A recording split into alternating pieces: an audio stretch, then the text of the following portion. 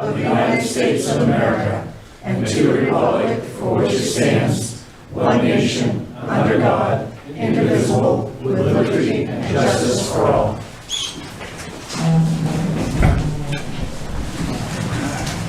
Call the meeting to order. Thank you all for being here tonight. As is normally my custom, I like to announce to everybody in the room who might be new or who might be watching at home. We have Brittany Garrett, our town clerk. We have John Paciotti, counselor. Stephanie Thibodeau, counselor and vice chair.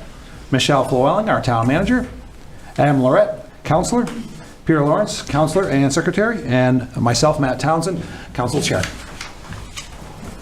So our first order of business tonight will be the public announcements, and details may be found at www.fairfieldme.com. The first quarter property taxes are due September 26th. That's right now. So 2024, and may be processed online, in person, over the phone, mailed, or via the drop box located on 19 Lawrence Avenue. Number 2, the annual Household Hazardous Waste Day will take place Saturday, October 19th, 8 to 12 at the Winslow Public Garage. Residents of Fairfield must pre-register by calling or in person at the Fairfield Town Office to participate. The Lawrence Public Library, comprehensive program details online and via the LPL social media. The Fall Festival, magic show and workshop with Conjuring Carol, food, crafts, games, and more. Saturday, October 12th, 10 to 2. Main author Amy Safford, talk and book signing, Wednesday, October 23rd at 3 with light refreshments. Haunted Stacks, we're putting the boo in books. Haunted Stacks will be after hours October 30th and 31st from 5:30 to 8. And new this summer, the patron pass to the Coastal Maine Botanical Gardens. Call LPL for details. So it's still going on. That was actually supposed to be removed. That has expired. I thought it was just on the edge. Yep. Yeah. Yep, that has expired at this point. Number 3, upcoming election information. The absentee ballot request forms for the November 5th, 2024 election are available at the town office. Absentee ballots will be available at the town office starting Monday, October 7th. Register to vote. You can register to vote online by visiting the Secretary of State's website or in person at the town office. New voters must provide proof of residency and identification. New voters to Fairfield must provide proof of residency.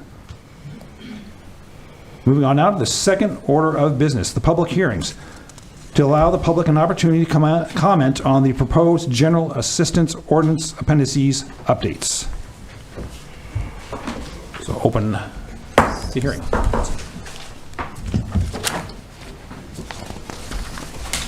So, Michelle, can you These are our standard annual updates that are provided by the state of Maine for the maximums for assistance for the general assistance program, as well as some updates that have been done to the ordinance. Most of them are grammatical, that sort of stuff. We do this every year, annually. They come out always this time of year. The maximums go into effect the 1st of October. For this year, changes range anywhere from an $80 to $87 increase in the maximum level of assistance that you can provide to a household. The food maximums increased anywhere from $1 to $5. Heating assistance increased anywhere from $85 to $78. And then the residency recovery, there was a $145 increase in the burial maximums. And then the residency recovery residence program, there's a $2.62 increase up to an $84.75% increase. And that's about it. So not a substantial increase, but it did go up a little bit. And so we look at overall maximums, that entails all members of the household. So it's Yep. based, so the way that the state does it is it's based upon whether or not there is one person in your household up to, the current listing is up to 5, and then there's a percentage that you add in afterwards. So general assistance is a state program administered by municipalities that we're required to do by law. It is your last stop on the list of anywhere to ever get assistance. So, if it's housing assistance, you would go to KVCAP first, or maybe it's various different other housing assistance programs before you would come to us, kind of thing. And same way with food. Typically, we have the luxury of having the food pantry right in our backyard, so folks help us out with, they help us with that at all times. So that's where it's at. Comments? Concerns? Public? Seeing nothing? Hearing closed. The third order of business, public comments, limit 3 minutes. Members of the public may speak to the council or request opportunity to speak on a specific item that is on the agenda, or may email comments for council to info@fairfield-me.gov by 4 p.m. of the day of meeting. Submitted content may be read aloud this time. And we'll hold 1 second. I'll let my vice chair discuss the ground rules. Okay, for tonight's meeting, is there anybody in the audience that would like to reserve the right to speak on any item on the agenda? Okay, I will take your names. Paul Nichols. I'm sorry? Paul Nichols. Okay, In what item? and which item? It's going to be the 7th order of business, 1 through 4.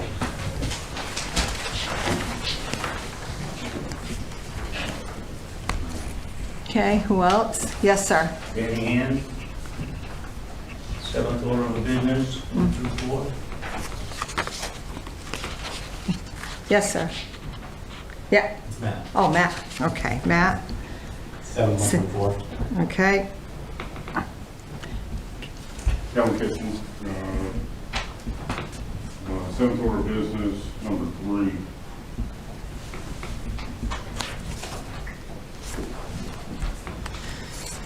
Carrie Hackle, 7th order of business, 2 and 4. I'm sorry, 2 and 3. Yes. Ronald McFagan, 1 through 4, 7th order of business. Anybody else? Yeah. Dick Fortier, 7th order of business, number 2. Yes, sir. Chris Mitchell, 7th order of business, item 2.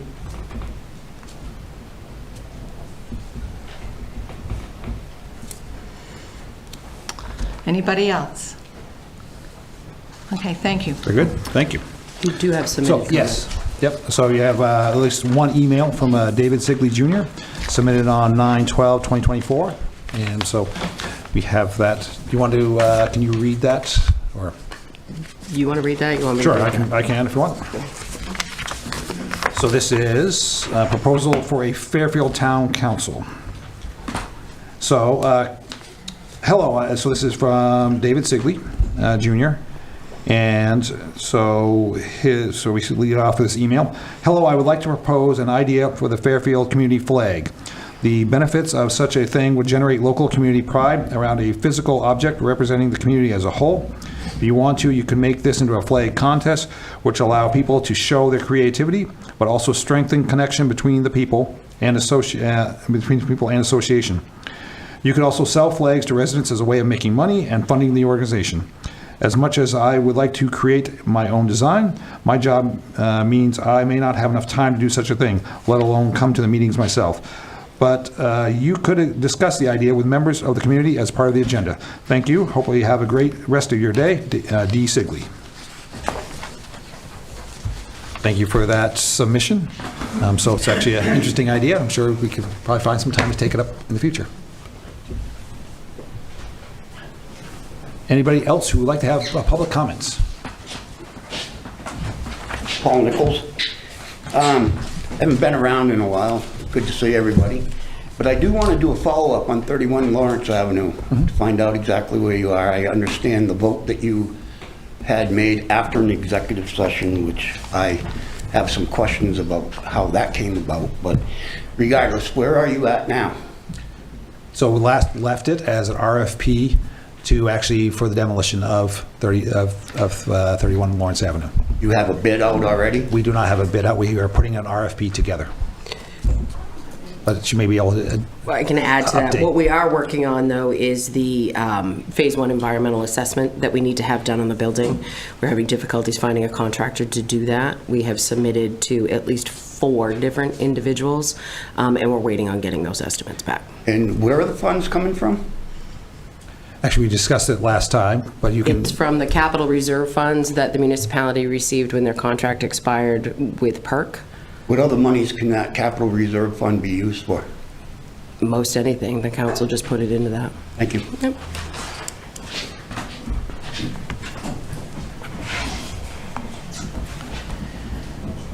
Hello, Carol Ann Bagnulo, Bagnulo.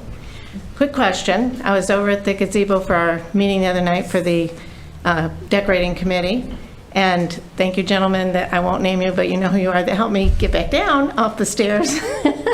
I realized they hadn't paved yet, so the stairs were a little bit steep, but do we know anything if there's going to be a ramp for the gazebo for ADA compliance? so I do not know. There is But- not one currently planned, but the upgrades that are going on at that facility are not completed, so. Okay, So so we I can think- add that? There's no reason why As a we couldn't thought? look into adding that. I think- needs it. Yeah, I think having railings would be step one, but Yeah. also I Oh, think, yeah. but I think long-term, why not, we look at a ramp, I think is a reasonable, but if you were trying to make the park more ADA compliant and more, accessible. User-friendly for all. By everyone, then I think that's a really good suggestion, so. And those steps were not officially complete. Like, we knew Yeah, when we we put knew them in that. place, we had to move them because Yeah. of the paving and stuff that was being done, So I realized that first step was not Yeah. going to be that, it Yeah. was going to be. Yeah. However, are railings going up then? They should be, yes. Okay, good, Because good. they're Just didn't see a them. requirement. Yeah. Thank you. Thank you. You're welcome. Thank you, Carol Ann. Yep. Anyone else with the public comments? Going once? I don't want to take any of this, No. but a lot of people have their hands up. For the, later on for the public hearings. Yes, they reserve the right for a public hearing later on. Oh, but if- later on. Yes. Not correct. discussion. Right, discussion. Sorry. But, yeah, so that was later on. So, yeah, but if you have something you'd like to talk about additionally, that'd be great. Seeing none. Going once. You think about it, Ron, what do you want to say? Come on up. Okay, Ronald McClagan. I don't know if you're going to touch base on this tonight. I just want to bring it up. Property owned by the town, is that going to be brought up tonight? You Yes, do sir. have the list. Awesome. You're all over it. Thank you. All right, thank you. All right. One more time, going once, going twice, sold. Thank you very much. The fourth order of business, reports from staff and committees. So the first one is the town manager report. All right, so, perfect segue, Ron. So this was going to be at the end, but I might as well discuss it now. The council did receive this evening a list of the number of properties that are owned by the town of Fairfield. There are some total of 37 properties that are owned by the community. 4 of them are owned due to foreclosures. One of them being account 831, which is 202 Main Street, which is the yellow apartment building across the street from Cumberland Farms. It was tax acquired from a mortgage company in January of 2020. This parcel was retained for economic development reasons. Current commercial properties in the area have limited space for off-street parking. This lot has been used in various presentation packages for potential future businesses. Council voted on August 2nd, 2024 to have the building torn down. Second would be account number 2126, which is on the Martin Stream Road. This parcel was tax acquired in the mid-1990s. I am not sure why we still own it. Preliminary research indicates that it was from a tax lien of December of 1994. It is located right where the very first crossing of the railroad tracks are on the Martin Stream Road as you're heading towards Norwich Walk. It's about 2 acres. Since finding out about this might be something actually that the ATV club might be interested in. But originally, when looking at this on the list, it was just listed as Martin Stream Road with no number. I had assumed that it was the cemetery that's up there, but it's actually on the opposite side of the road. So other than that, I do not know why we still currently own that. Account 2431 and 2432, that should not be 3432, it should be 2432, which is 2 lots on the Ohio Hill Road. They were tax acquired in January of 2020, was placed out to bid in May of 2020. Bids were awarded by the town council on May 13th of 2020. The successful bidder did not follow through and forfeited the deposit, which did pay all the outstanding taxes. These lots are non-conforming and were not split legally. Corrections need to be made. An abutter has recently conveyed interest in these 2 properties. However, in order for us to sell them, we do need to hire a realtor and place them on the tax rolls for market value, and any monies that you collect from the sale that is more than our expenses and the realtor expenses will need to go back to the previous owners or placed in unclaimed property with the state, one or the other. The previous owner has actually passed away, and that's it. So that's it for that piece. And then for the rest of my report, on September 19th, I attended the KRDA General Assembly meeting. Topics included bylaw changes, the appointment of new executive board members, and updates to various lots updates on various lots that are currently under contract.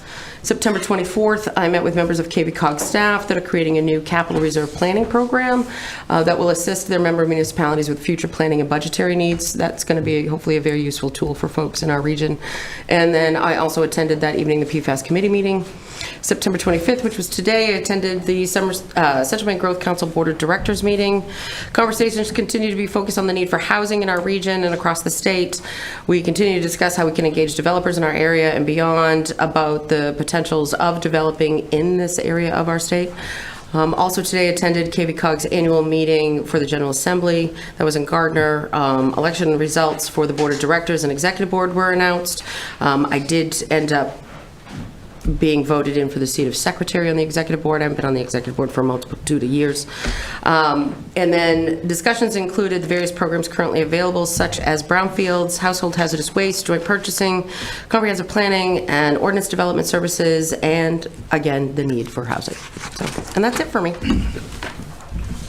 Any questions, comments for Michelle?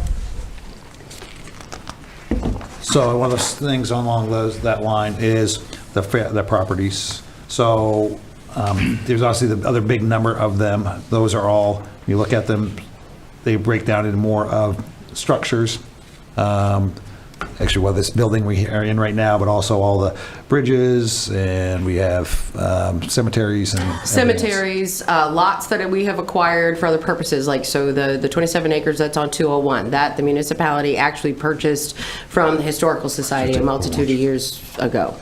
Also what's included in here is pump stations. Yep. The Public Works Director would be more than happy if you would sell those for him. So that we no longer had to keep those, as well as all of our cemeteries, landfills, towers that we have, locations that have just municipally needed equipment and buildings. So what is the realistic number then? Because I know some of these just name like a street without a number. Realistically, how many would you say could even go on the tax rolls? Because I know that was a hot topic last meeting of how many could the town potentially sell. Obviously, you've provided us a list of 37. So those four Just foreclosures, and unless you wanted to sell, well, the town farm property is in here, and then the 27 acres on 201. And the expanded, like the empty lot next to the Riverjack Tavern that we've. You could, yep, you could sell that if you wanted to. Do you have an estimate of how many number would be an option for the council to evaluate? Like those ones we just listed and these four. Everything else that you have is either the tower that's on top of out off the Howe Road and the equipment that goes with that, our pump stations, our cemeteries. Escalon Drive. Maybe you could potentially sell a piece of Escalon Drive, but a good portion of Escalon Drive is actually the closed landfill where the solar is. Yep. Would you like to have a I just think a more detailed, transparent conversation about them, because to your point, right, I could look at the address and look at the map on our town website and say, oh, we have this land. why don't we get rid of it? I think that's the assumption a lot of people have made. Well, some of them might be landfills, some of them are pump stations. I think it would just be good for the community to see what is actually, just besides those 4 foreclosures. So any piece of land that we own, regardless of its purpose? No, I'm talking about like the Main Street properties we've had. 31 Lawrence Ave, obviously we had. Right. Let me clarify. Vacant pieces of land we have that don't have municipal buildings on them. Correct. That's Yes, what I meant. thank you. So would you like to have that in the future? I personally Yes. would. I know Peter is the one that brought this up to the council last meeting, so I'd be curious if he's satisfied with what we've received.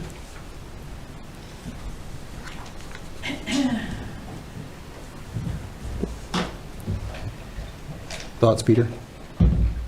Like on some of the property there, if we don't need it, like the ones on Main Street. I know there's one next to the River Jack that needs parking, things like that, and I just gotta look what these other properties are, so. So that property was kept because of the fact that the town of Fairfield has constantly pursued having a traffic light put at that intersection. If that was to happen, more than likely a turning lane would need to be created in a straightforward lane, which means that that road would need to be widened.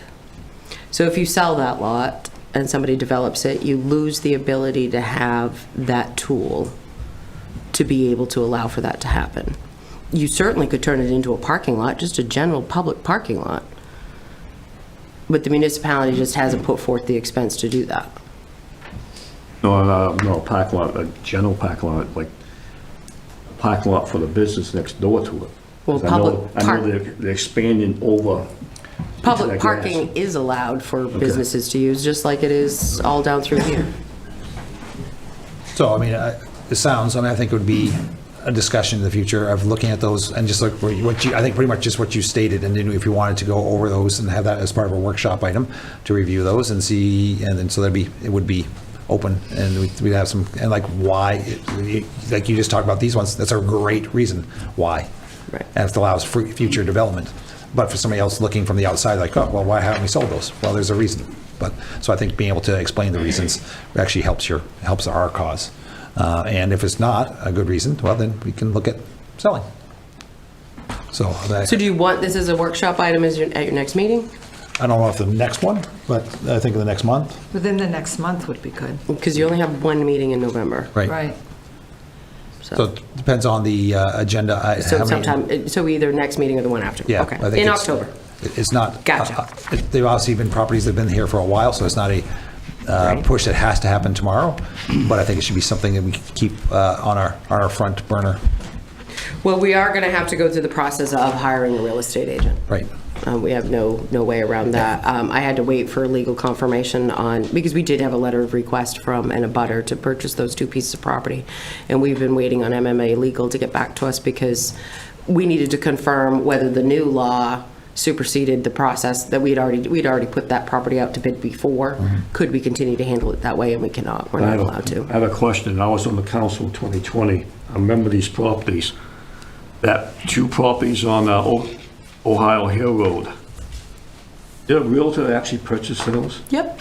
And she didn't come through? Well, I mean, it was a resident of the municipality. I don't know if Right. they purchased it wearing the realtor hat or not. And but, she was a realtor. But no, the sale never was finalized. And Okay. I walked I was away just from it. wondering because she was a realtor. All right. Okay, no problem. Thank you. Very good. Thank you, Michelle. Thank you. Other committee reports, economic development. The Economic Development Committee is meeting October 1st here in this room at 3:30. We're having a workshop on the mapping of the downtown. We will not be meeting in November because November 5th, which would have been our normal time to meet, is also Election Day. So this room will be busy. So October 1st, 3:30, and then again in December. Thank you, Stephanie. You're welcome. Probably nothing, Peter? Nope. Okay. Nothing. On buildings? And so for myself, as the PFAS committee, we met last night, another 2-hour meeting, and the big part of it was actually more of a brainstorming session, looking at the biggest priorities for us in our final letter and recommendations to the council. So that was that process, the same kind of process we used for KV Cog, Mill Island, kind of getting, trying to put all our ideas together and kind of prioritizing. From that's going to really help help us put together our proposal, or at least our recommendations and ideas for the council. We hope to have that done for the end of the year. So it's pushing on. So it was a good meeting. 2 hours, lots of varied opinions, which was really good. So I think it's the strength of the committee. So now moving on to the fifth order of business. The fifth order of business is the consent agenda. These items are considered routine or standard business and therefore will be enacted by one motion. There will be no separate discussion of these items unless a council member so requests prior to consideration of this portion of the agenda, in which event the item will be removed from the consent agenda and considered next on the agenda. Item 24-134, order the Fairfield Town Council hereby waives the reading of and accepts the minutes for meeting number 2024-17 held on September 11th, 2024. Item 24-135, order the Town Council hereby approves Treasurer's Warrant number 72 in the amount of $891,390.38, included but not limited to Roundy's Paving, Maine Municipal Employee Health Insurance, Maine Municipal Bond Payment, and the U.S. Bank Corporate Trust. And finally, item 27-136, order the Town Council hereby approves and signs the sewer certificate of commitment in the amount of $171,165.75 for the first quarter fiscal year sewer billing for the period of 7/1/2024 to 9/30/2024. So moved. Motion and a second. Any discussion? All those in favor? 5-0. Thank you very much. Moving on to the sixth order of business. To take action on the following items of business as read by the council chair. Item 24-137, order the Town Council hereby amends the General Assistance Ordinance and appendices. So moved. Second. Motion and second. Discussion. So are those numbers for increases, those are given to us by the state? I mean, it's a standard for us.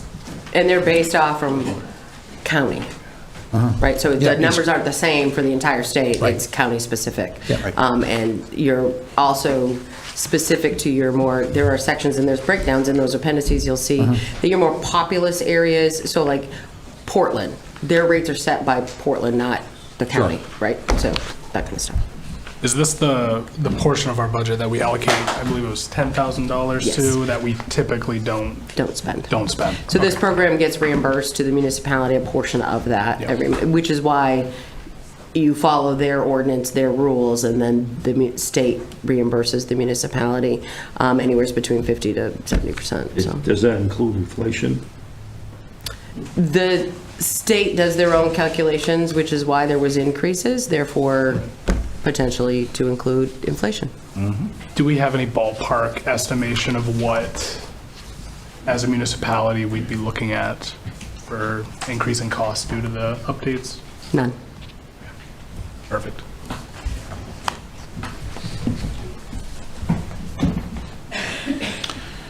Any more discussion? All those in favor? 5-0. Thank you. Item 24-138, order the Town Council hereby signs the warrant for a special town meeting municipal election to be held on November 5th, 2024. So moved. Second. Motion second. On any discussion? This is just to amend the paperwork because everything was listed when the council signed it prior to in the previous clerk's name, and this just puts the new clerk's name on it. That's all. Very good. So it's all been amended. I have a question here, because I know on some of this, the state referendum, I saw some two dates down here, October 31st and November 1st.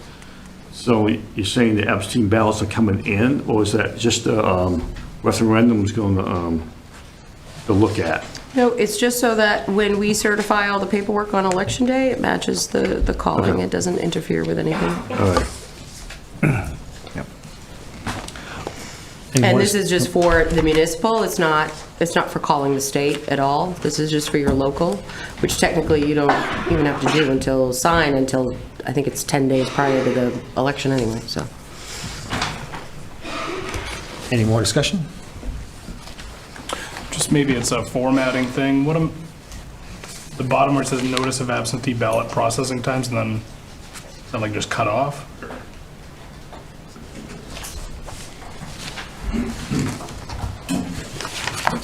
Like, am I missing something? There is nothing listed below it. It's at the bottom of the page. It's a great question. I didn't even notice that was on there. Or maybe it's not even supposed to be. Maybe it was supposed to be on the next page. Hopefully it's not on the copy that you have to sign, but we'll take a look at that. Okay.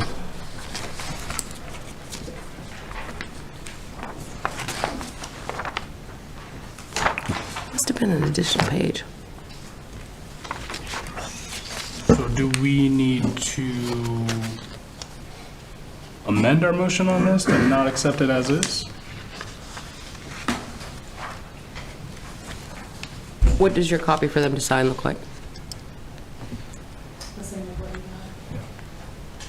So we can get you a clean copy and have you just come in and sign it afterwards. But that notice of absentee ballot processing times does not need to be on there. Okay. Okay. Very good. I think that's, so it's just, so it says notice of absentee ballot processing times, and which does not need to be on this. No. It's part of a document that actually goes to the state that State, has right. nothing to do with the council. With the municipal. Yeah. Okay. So do you want to you wish to sign that? Do you wish to vote now and sign those when that's corrected? Any more discussion or questions, Adam? Nope. Everything else looks good. All right. Do you feel comfortable with that? Yeah. Okay, good. Making sure. Yeah. All right. So all those in favor? 5-0. Thank you. Item 24-139, order the town council hereby confirms the town manager's appointment of Nicholas Fontaine as a patrol officer. So moved. Second. Motion is second. Actually, see Chief Gould. Thank you for stepping to the front. Yes, sir. Mr. Fontaine comes to us from Oakland, highly recommended. He was a reserve officer there. And he has started on the road recently. You will see him out there with Officer Nolan Allen, who is his PTO supervisor. Seems to be doing very well, and that puts us at full staff for the first time in a long time. So, thank you all for the help that you gave us. You can't say that. Yeah. How does that make you feel, Chief? What's that? How does that make you feel, Chief? Oh, boy, excited. There's still a long ways for them to go. You know, the hiring process and the FTO process here in the PD is the very beginning of his career. He'll have to go to the academy. That'll be 18 weeks. He'll leave in probably January. So he'll be gone for, 3 or 4 months, and then he'll be back, and hopefully everything works out. Excellent. Thank you. Thank you. Any more discussion? All those in favor? 5-0. Thank you. Item 24-140, order that the town council hereby approves funds from the sewer under designated fund balance for an emergency sewer line repair on Kennebec Street in Shawmut. So moved. Second. Hey, Bruce, thank you for stepping up. Appreciate it. Yeah. So we've found 2 breaks in a 50-ish foot section of sewer line. I think Michelle's going to pull up some pictures here. I saw the pictures last night. They're pretty Yeah, the impressive. issue is that this pipe is 18 feet deep. So we've had to call in a private contractor, double trench boxes, large equipment to get down to this depth to repair it, so. There we go. So it's an 8-inch line. Being so deep, service lines come in, they call it a chimney. They drop straight into the top of the sewer main. There's a chimney there that has completely broke free and dropped. And a rock. And that one, we believe, is not an active service. However, we cannot get through there with our equipment to maintain the line, and it's plugging on a daily. Every 3 days, we're up there rotting, trying to get what we can out. The other side is an active sewer line that's dropped halfway in. Wait just a second, and I'll get you that one. Oh, come on. Just a minute.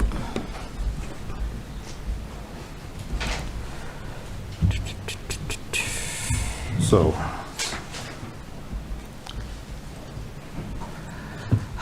it looks like you already went out to bid.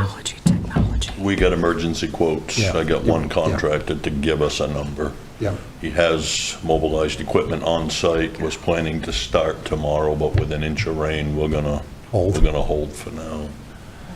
But as soon as the weather breaks, we're gonna start digging. So you know the age of that piping, or? Old. Yeah, it's clay pipes, 2-foot sections.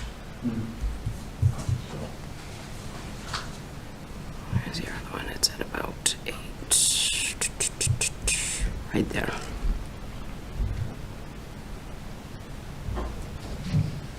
There is the other sewer service line that is Somewhere here.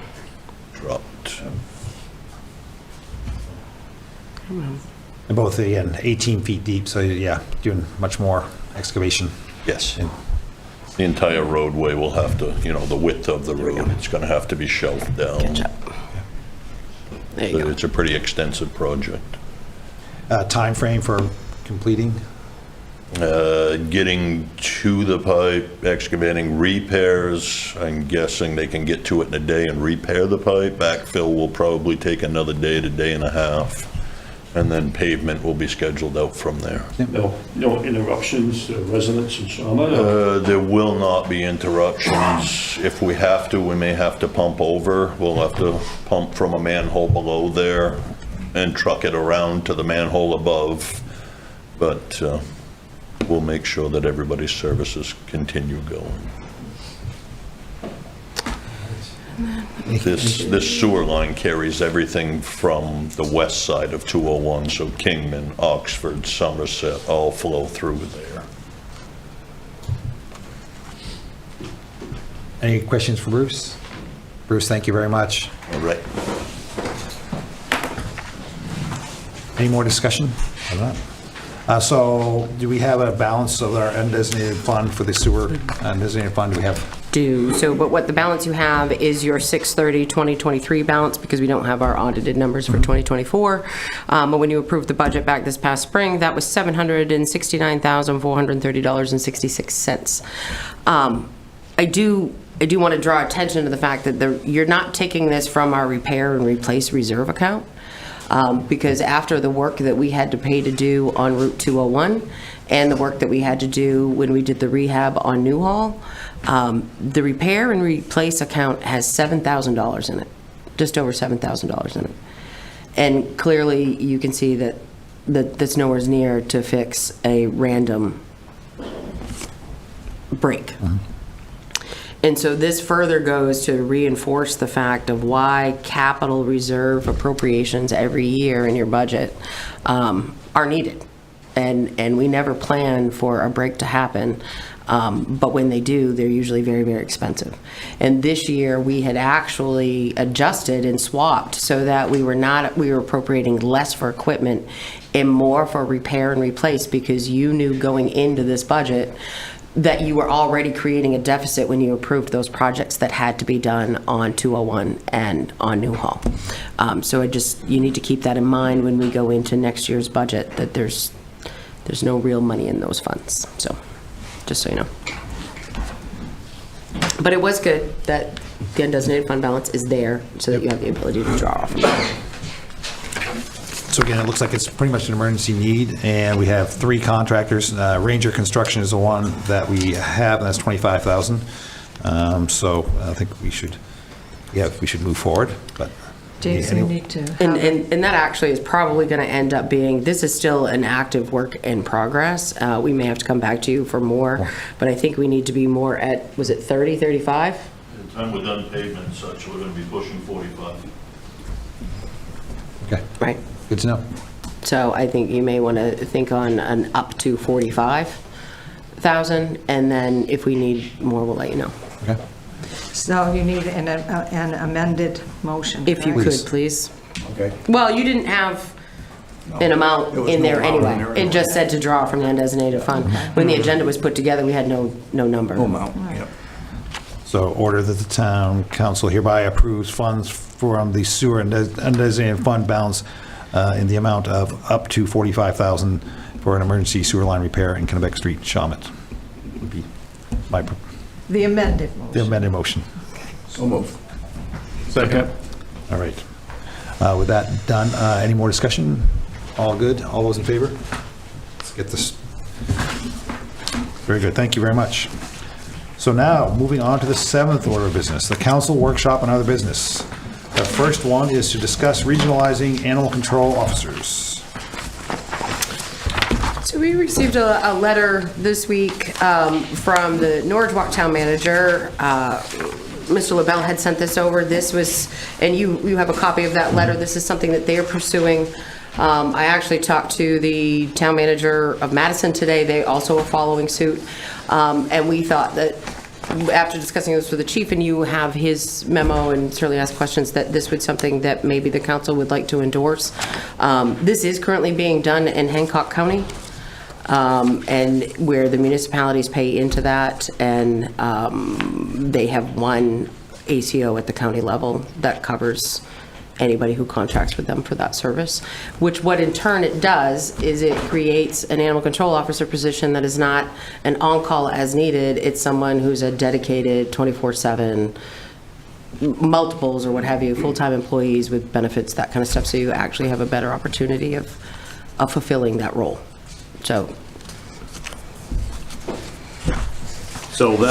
that person will be in every town, or is this just the county?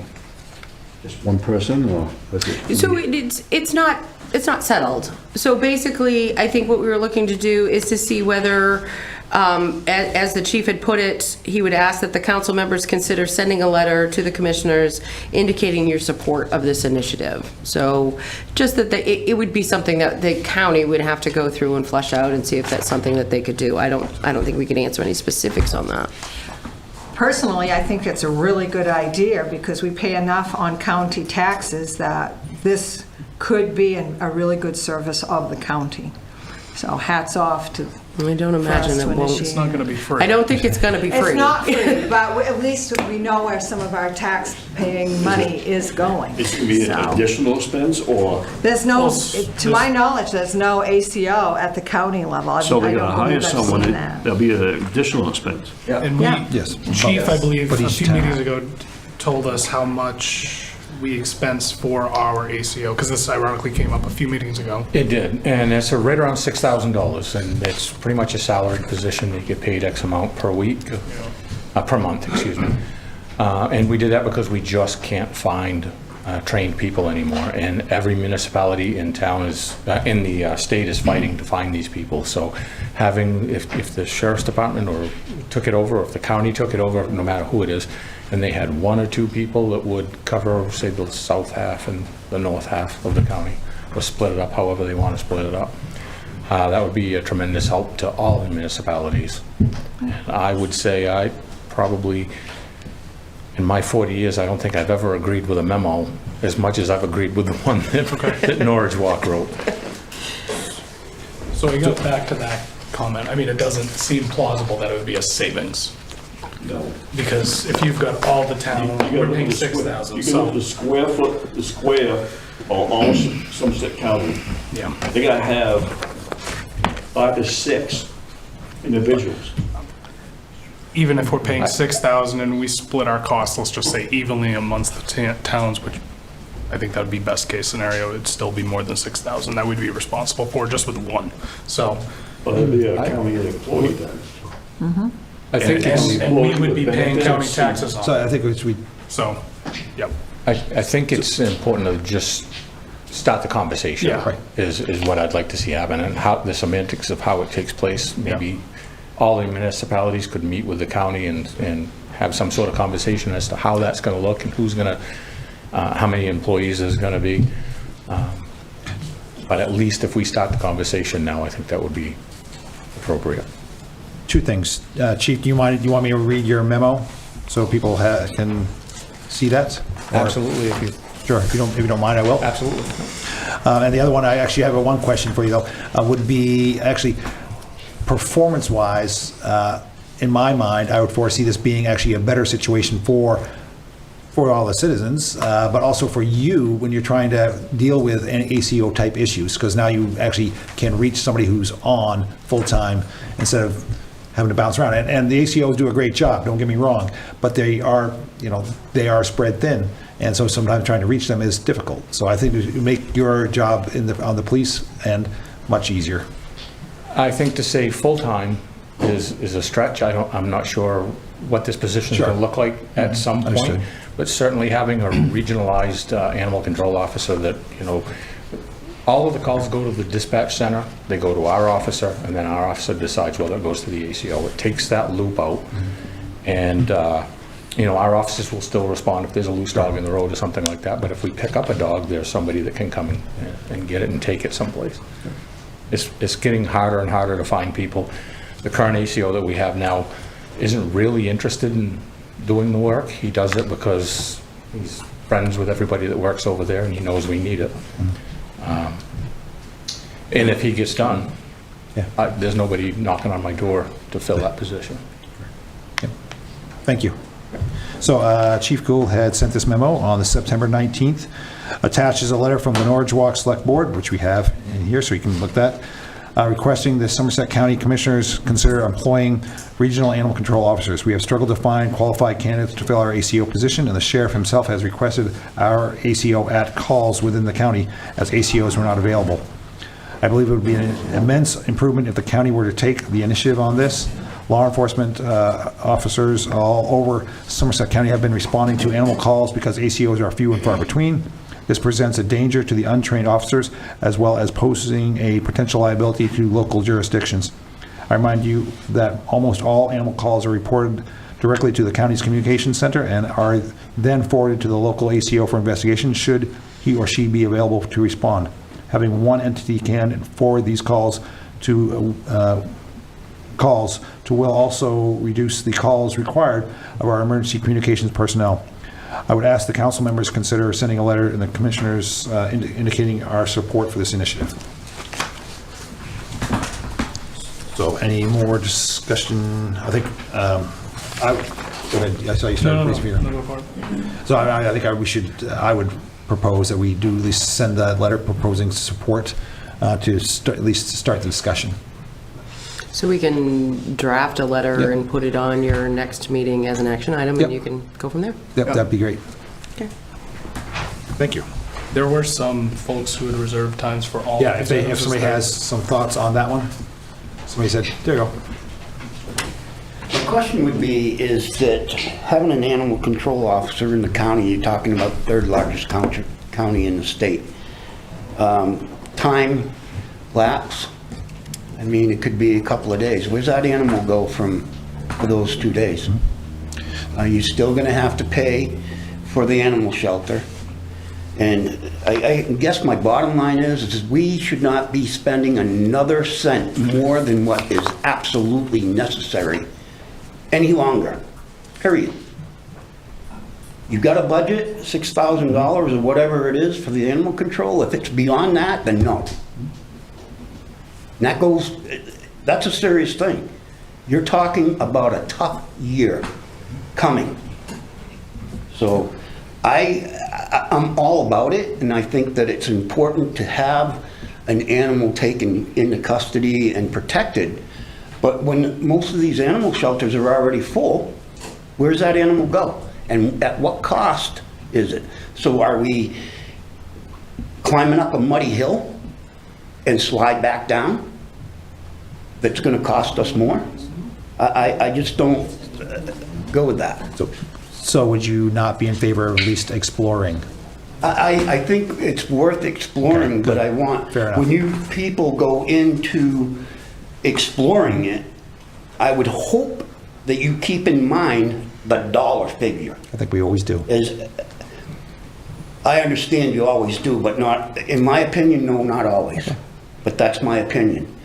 So I am saying in public that I think it's a critical thing, especially with what's coming down the road, and we all know. Thank you. Fair enough, thank you.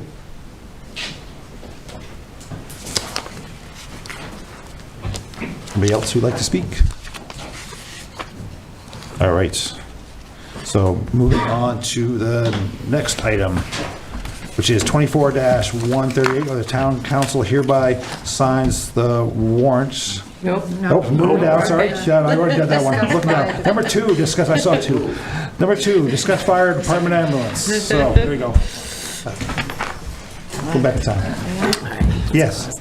So what would you like to Yeah, I've got lead off?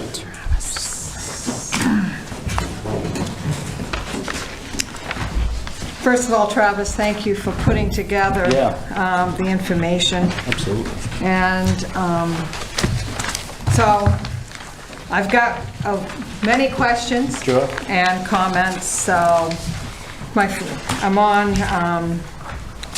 first question is vehicle incidents. When there's a vehicle incident, the EMS vehicle and a rescue pumper goes. If you know that it's an emergency call, what vehicles go? Do you mean a medical emergency? Medical emergency. Yeah. So a medical emergency would primarily is the pickup truck, and in the event that it's a serious medical event, then the pickup truck and the rescue pumper would both go. Okay. So it depends on the severity of the call. Okay. So currently, we have 4 paramedics, right? And some are on call.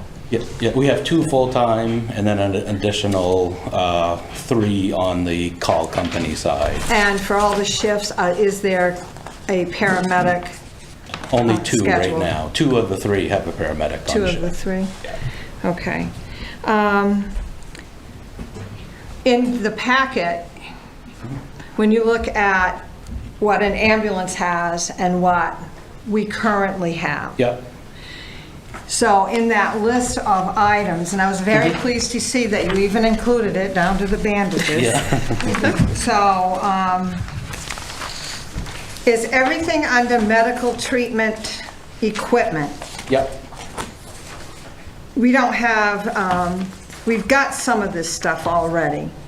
Yep. So go ahead and tell me, So what is it that we would need to put into? So the biggest things that if we were to, and I know this has been a hot topic for the last few days, and I just want to get it out there that we are in no way ready to start an ambulance service. We do not have the staffing. So we are exploring this, and that is the extent of it at this point. The big equipment that we would need would be the ambulance, a stretcher, stair chair. We basically, we currently own and have inventory of everything else. We would need to increase our supply inventory just because we would have to stock, the truck with more equipment, plus we would have to have spare stock at the station to resupply during calls. I think in here, if we were to ever get to the point where we had 2 ambulances, we would have to buy like another IV pump. We currently have 1. We would have to add some loose equipment like backboards and stuff to the state main EMS has a list of required equipment for transporting ambulances, has a list of required equipment for non-transporting rescue services. So we currently have the vast majority of the equipment except for basically the ambulance piece itself. Okay. But the medical equipment, the cardiac monitors, we have, and we have beyond too. We have 2 Lucas CPR devices now that were all paid for with grant money. We have video laryngoscopes, and et cetera. So in light of the fact that Rescue One has over 100,000 miles. Yep. And it's 10 years old. If we ever got to the point that we needed to purchase a vehicle that could transport, Yep. basically we could offer transporting relatively most of the time unless it was something that needed something severe. Yeah, Something, so right? So the big thing with, you know, with piecemealing it, I guess, you know, if we were gonna say we're gonna do it, you know, I would rather be all in or not in at all. You know, I don't think it would be a good avenue to go to buy an ambulance and just transport on the off chance that we need to. You know, I think it's too big of an investment for the community and the taxpayers to do that and not see the full potential of the service and the potential revenue that comes with it. Okay. So from the document, I figured there were 4 reasons for having a Fairfield Benton transport service, and correct me if I'm wrong. One, there's familiarity with the staff for the people that require the service. Sure. There's continuity of care. We are an aging population that requires more time for emergency services, and also the potential to increase the staff. So, did I understand all of those reasons throughout the report that you wrote? Did I miss anything? Yeah, no, I believe so. You know, we are in being a fire-based service, we obviously have dual roles. We respond to medical emergencies, but we also have to respond to every other reason somebody calls the fire department as well. So the staffing needs to be available to handle all those emergencies. And to increase staffing, the only way that the department could generate its own revenue would be to start a transporting service to help offset those costs. So you don't think there's any other way that, quote, we can streamline with more efficiency and effectiveness what we're already doing? The only way we can do that is to increase staffing. Which you're working on. Right. So. And then the whole transporting question comes into play because we're trying to generate revenue to offset the cost to the taxpayers of increasing staffing. We could, if the town was willing to pay for 8 firefighters to be on duty, great, but, we can't offset that cost of that at all with doing the model that we currently do. Okay. So that's why the transporting aspect comes into play, and that's why other towns have done that, because, they're in the same situation. They need staffing, and the only way to generate revenue for a fire department is to get into the ambulance business, unfortunately, or a significant amount of revenue. Yeah. So on page 6, it says fire department statistics. Yep. And the Fairfield Benton Department had 1,882 calls. Is that number reflecting EMS only? No, that's combined. That's a combined? So I believe a breakdown is roughly around 1,400 EMS calls, and the rest would be, so a car accident gets counted as a fire and EMS call, because there could potentially be patients. So those other 400 and change calls are your wires down, your house fires, fire alarm activations, things of that nature. Yeah. So whenever there's a call, Delta always comes, correct? Yes. Yeah, for medical calls and motor vehicle accidents. Yeah, okay. And then actually it's in our structured fire protocol as well, that they should be dispatched to assist us with structural fire. At any time, do you call Delta and say you're not needed? Well, we cancel them if we arrive on scene and the patient does not want to go to the hospital. It routinely happens on, we get lift assist calls. So we go, we assist the patient up, we evaluate them, do a medical assessment on them. They don't want to go to the hospital, and there's probably no need for them to go to the hospital. Then we cancel Delta and get them back in service. And the same with motor vehicle accidents. We go to a lot of motor vehicle accidents that don't require any treatment or transport. So we cancel them as soon as we can to get them back available. And on page 10, the $2,060,561, that amount included the ambulance, correct? That is just for wages. That's just for the operational budget. That would be for wages, benefits, cost of equipment, et cetera. So that's why we're exploring these options to see, if this is something that the council wants to pursue, then I want you to know what you're gonna get into, because that is the need that will require it. Okay. So, back on page 14. In the estimated revenue section. Yep. There's the billing of $27,800 Yes. for no transport. If they're not requiring transport, does that mean that our taxpayers are going to have to pay up even though they're paying money to provide the service in town? So this estimated ambulance revenue was actually pulled out of the fire department audit that was done several months ago, and I wanted to include that just so it was, another opinion, so to speak, of what, potential revenue was. They included that evaluation, no transport bill. Some services do that, some services don't. In Clinton, we do not bill residents for no transports or refusals. We do bill non-residents, but we don't bill residents. So there's several different options you can do, versus doing that or not doing that. I personally would not want to bill a resident for a patient, just an assessment and a refusal. And the same with some services send people to collections, We had that discussion in the past and we decided we did not want to send residents to collections if they were unable to pay their medical bill.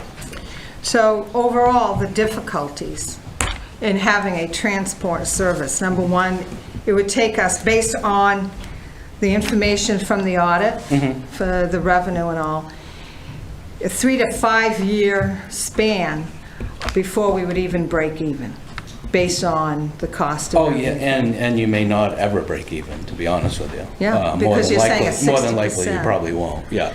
Deficit there.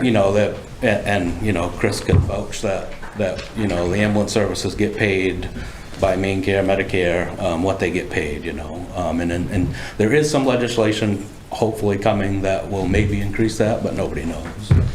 So, the other thing is staffing, which needs to be taken care of anyways. Yeah. But also, as you mentioned in the report, finding a used vehicle for transport. What's the availability of used vehicles?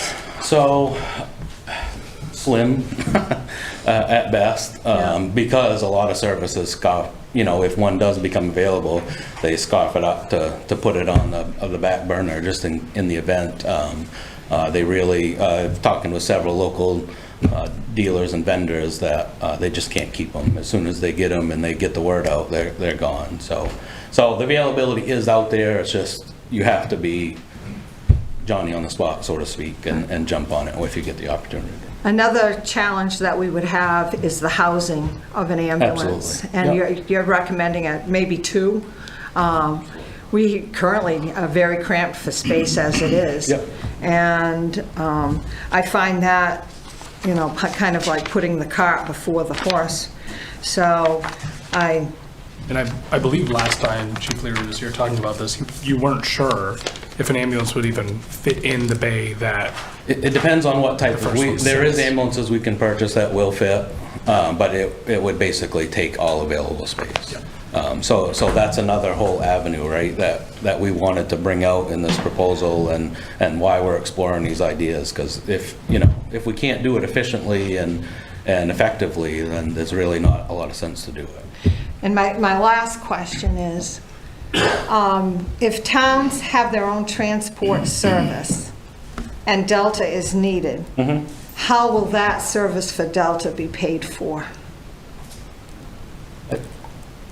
It's like a mutual aid So type deal? we've got mutual aid as it is, so but suppose everybody else is busy and we need Delta to come. Okay. How do we pay Delta for that service? So that would be up to Delta. I don't know if there would be a charge for that or not. If we were to start transporting and we needed help, that would be, could be a mutual aid agreement that we come up with. And I don't know what they currently do with other towns if they call Waterville. I'm not sure if they bill each other or not. I know with Clinton, we do not bill mutual aid. We just go, and because we're gonna need the favor at some point, so. It's kind of like our fire mutual aid. All right. The last thing that I feel to see here, do we have records of how long it takes Delta to come to the scene? Yeah, they provide us with a report. I thought they did. They give us a quarterly report, Yeah. and then in our annual town report, they also do a report. Yeah. That does have some stats on average response times. Okay. Thank you, Travis. You're welcome. Other questions? I got a question. Yes, sir. Okay, I know we talked about space. Yeah. 2 ambulances and replacing the Med 1. Ever thought of the old ambulance, old fire building over Fairfield Center? Should house that? Yeah, so we do have, like currently right now, if you go to the fire station, our 5-ton brush truck is in the middle. So that is a large bay that is technically available. We could house the brush truck like we do in the wintertime out to the center station and have room for at least 1 and possibly 2 ambulances back to back in that bay. Operationally, in the fire season in the spring, or like right now where it's dry and leaves are starting to fall, we would probably want the brush truck in town and available. So that may have to sit outside at some point. In the wintertime, it does live out in the center station from usually snow, as soon as snow gets on the ground till the snow comes off the ground. So that wouldn't really change other than that fire season. So we do potentially have room, but there's no question about it, it will completely max out our space. Other question too, you said you guys do assessment. Yeah. Can you assess first, get out there before you call an ambulance? So there won't be no loss to Delta or something like that on payment? The problem with that is that we go off what dispatch tells us, and they go off what the caller is telling them when they call 911. So I've been going to calls here since 1997, and I don't know how many times I've gone on a call that comes in as, oh yeah, I think she just fell, and when you get there, they're in cardiac arrest. That happens a lot. Or some other serious illness that, oh yeah, I'm just not feeling good. Well, it's because they're having a massive heart attack. So that delay of not calling Delta, could potentially be very detrimental to the patient, and that's absolutely what we're trying to avoid. We're trying to provide the best care, the fastest care that we can. Yeah, I think that's great. It's a great piece that you put together. I think it breaks down. I think there is the availability. People here being able to see it online. We got it with the packet. Just the hard work that Travis put together. I think the biggest thing is this is a discussion about options, right? I think one of this is, and you said all along, it's all about patient care. Yeah. And so I think that's what we're looking at, and that we're never, ever going to be left without ambulance coverage as a town. Not. Yeah. No matter what the service ends up being. Yeah. I think as a town, it's our job, and as a council, it's our job to kick tires. Absolutely. And I understand, and I appreciate the effort you put together to try to give us options. Yeah, no, definitely. And I know, again, the social media thing has been in an uproar the last few days, but we are not starting an ambulance service tomorrow. This is a long time ahead. We need a lot more pieces to the puzzle if we even ever do it. And our utmost concern is our patient safety and our community. My mother lives in Fairfield. My daughter lives in Fairfield. I have a large family that lives in Fairfield, so I generally care about the residents of Fairfield. And I hope people see that. I just think most of the residents and just concerned about the additional expense. What's that? I'm sorry. They're concerned about the additional expense. Sure, yeah. That's the biggest concern, Absolutely. because I know we have employees already budgeted, Yeah. and things like that, but an ambulance, that's another expense down the road. Yeah. They're concerned the next 2-3 years, another additional expense. That's Yeah. mostly concern for the residents. No, absolutely. I don't live in Fairfield, but believe it or not, I pay taxes in Clinton, and I pay almost $5,000 a year in property taxes. So I'm right there with everybody that pays property taxes. Again, our end goal is to provide quality care, for when the residents call us, you know, and respond to their emergencies. So we need certain things, we need staffing, and we're looking at all avenues on how we can increase staffing and possibly reduce the cost of that to the taxpayers. That's what this thing is basically all about. Providing the best service for the most reasonable amount of money. I'm just concerned too about the frequent flyers, getting there saying, oh, we're not gonna, can't actually take you, lost some money right there. Sure. So Absolutely. And that that's the happens. concern right there. Yeah, and that happens frequently. Okay. Thank you, Travis. I appreciate Absolutely. it.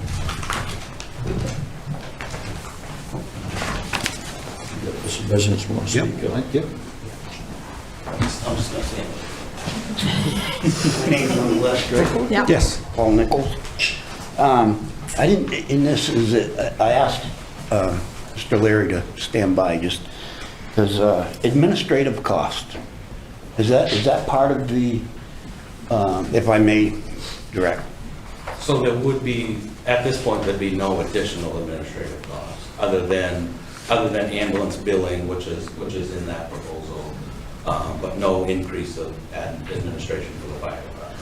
So would there have to be another a person involved to do the billing separately? We would use a third party to do the billing. So that would be like a contract, so there would be Yes. Yeah. additional, Yeah. have you researched that as of yet? Yeah, typically, you know, there's third-party agencies that do ambulance billing. They range anywhere from I've seen from 4% to upwards of 8 to 9%, based on your revenue. So if you took in $100,000 in revenue, they would charge you they would take 6% of that for their fee to do the ambulance billing. Thank you. So, for the council, thank you. Yeah, okay. I would say that, again, we're going into expenditures, and I know this is, I think it's critical that we have the emergency services, and I don't think Delta's ever failed us. There is an expense, and we're already paying that. We've already budgeted. This is going to be an additional budget for next year, but I would encourage, I think that it's a great proposal. However, I think that for the council's position, should table it for now and see what's coming out down the pike. They can still, again, do your research, but I don't think that there should be any votes on it. That's my opinion. Sure. Thank you. So noted, and I don't think, I mean, to be fairly honest, I don't think any of us are planning on voting on a proposal today, anytime soon, because because there are so many things that are being involved. Where to house, first, staffing, where are we going to put these ambulances? All those other questions, just really simple things, none of those are going to happen really soon. So this idea of that we are going to vote tonight on starting an ambulance service is just not true. So what we're trying to do is, hey, we had our chief, we asked him to put a proposal together just to start the process. So, hey, here's our fact gathering, here's our informational session, and then this is going to be like something that kicks on. Like we had a discussion about, hey, this becomes probably a item that is, you know, becomes old business that we're always constantly coming back to as we move forward, as we run into issues. So I think that's really the idea of this, and I hope people see that. I think it's just important to get information. Mr. Chairman, I wasn't making a statement that you were going to make a vote on it tonight. What I am saying is that even in the future, make sure you dot your I's and cross your T's, because it's tax dollars. Point taken. Thank you. Yep. I think, I'll just make a comment on top of that. I do think we owe it to the community to explore all options, right? And we've had conversations with Delta before. I know this spurred before I was on the council. Actually, I was sitting in a budget meeting, I believe, with Tim Martin, and Delta came to us and explained this is the per capita thing we're going to start doing, and including in the town letter that we received earlier in the month. Their preliminary report said they may have had to go up to $70 per capita.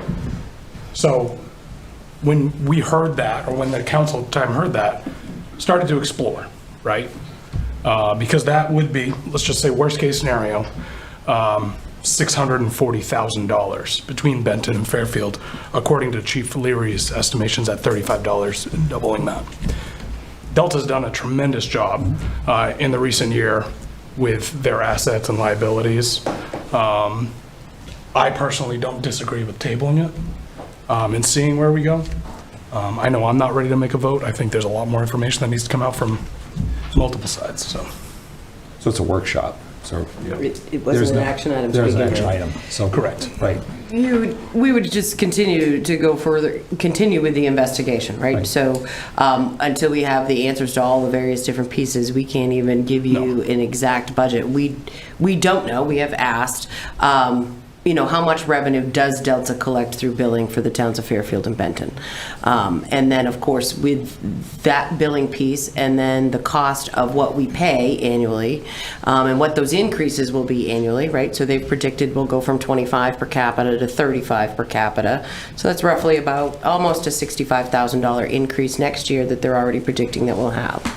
And then, of course, if you look at the fact that if you hired 3 more full-time employees, because remember, we do have a 2-employee deficit per shift per OSHA standards, and even if you hire 1 more per shift next year and try to gradually get yourself into it, that's almost an additional $400,000 just with those 3 in order for us to be in compliance.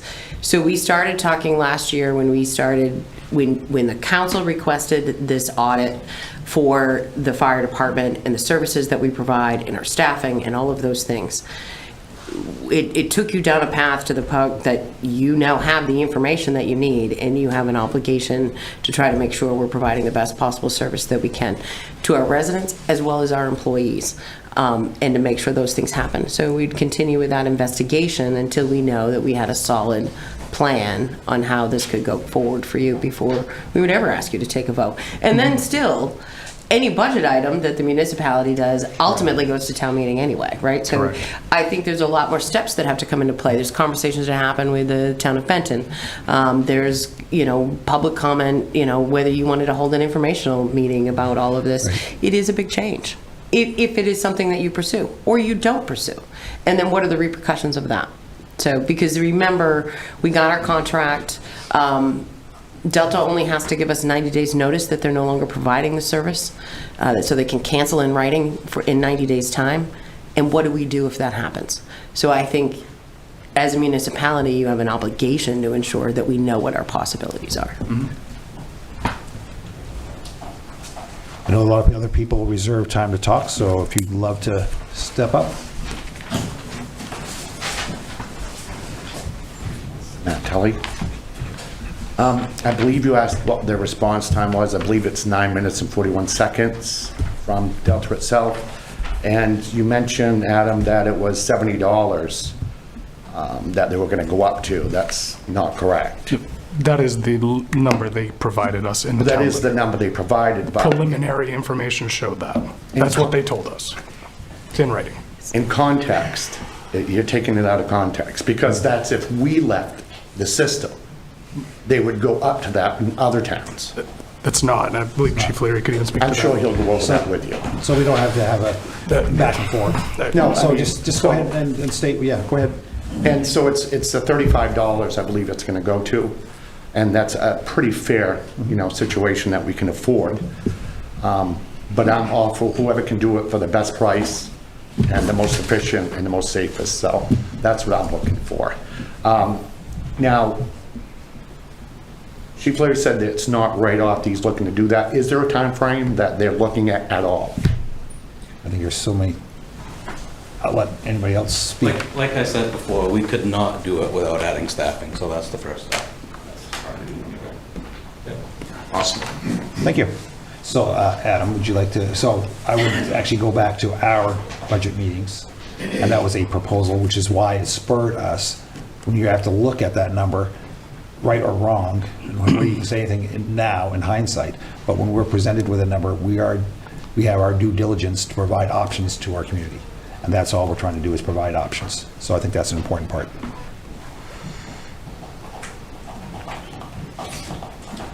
And- Yes, Dan? Any hand, I live on Military Avenue. This is just a personal opinion about the ambulance service. I think it's a great idea. Eventually, I think we should have one.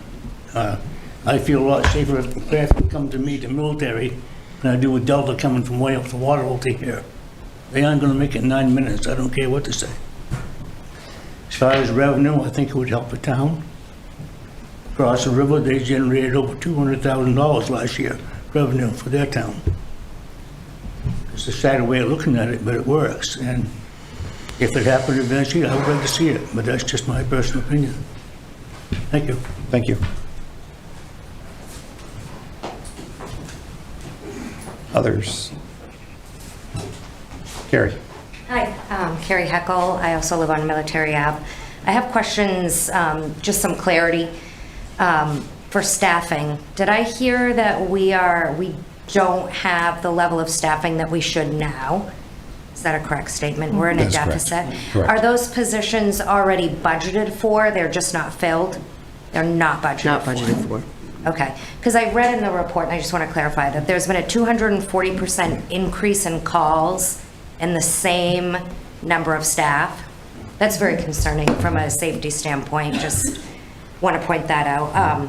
So is the reason that they're not filled is because budget or because of lack of qualified candidates? Budget, okay.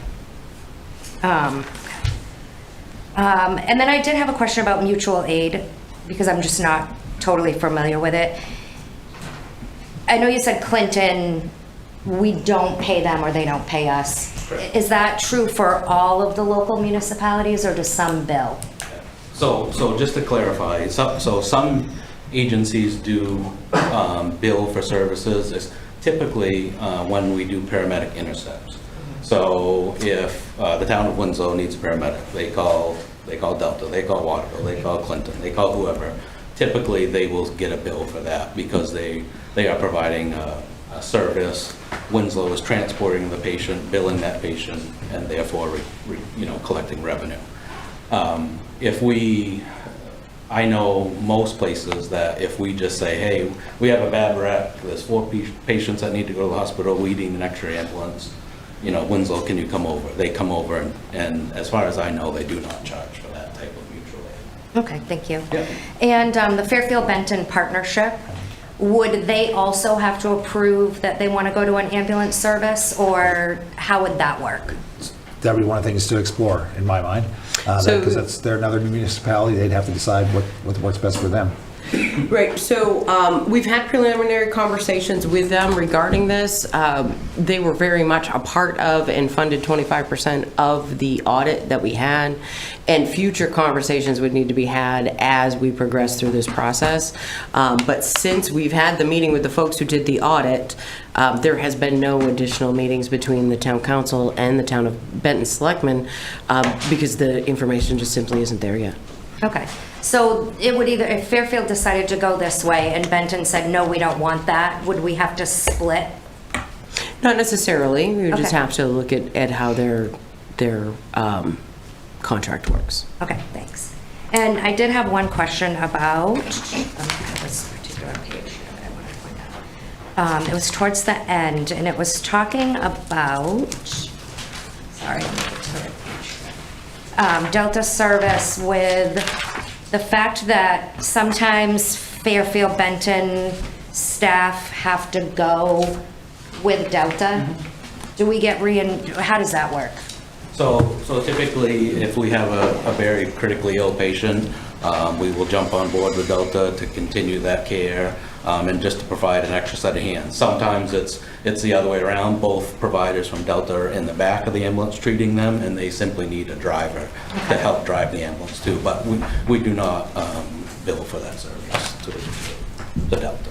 Okay, thank you. And I think it's something that I don't think we should completely table it. I think it's something we should keep exploring. When I think about reasons to outsource, I think about, is it something that we just can't do in-house or not have the ability to do in-house? Or, and then if we can't do it in-house, then we would obviously have to outsource. But if we can find a way to do it in-house and we can do it just as well and actually make revenue at some point, I think we need to keep exploring it. Thank you. Thank you.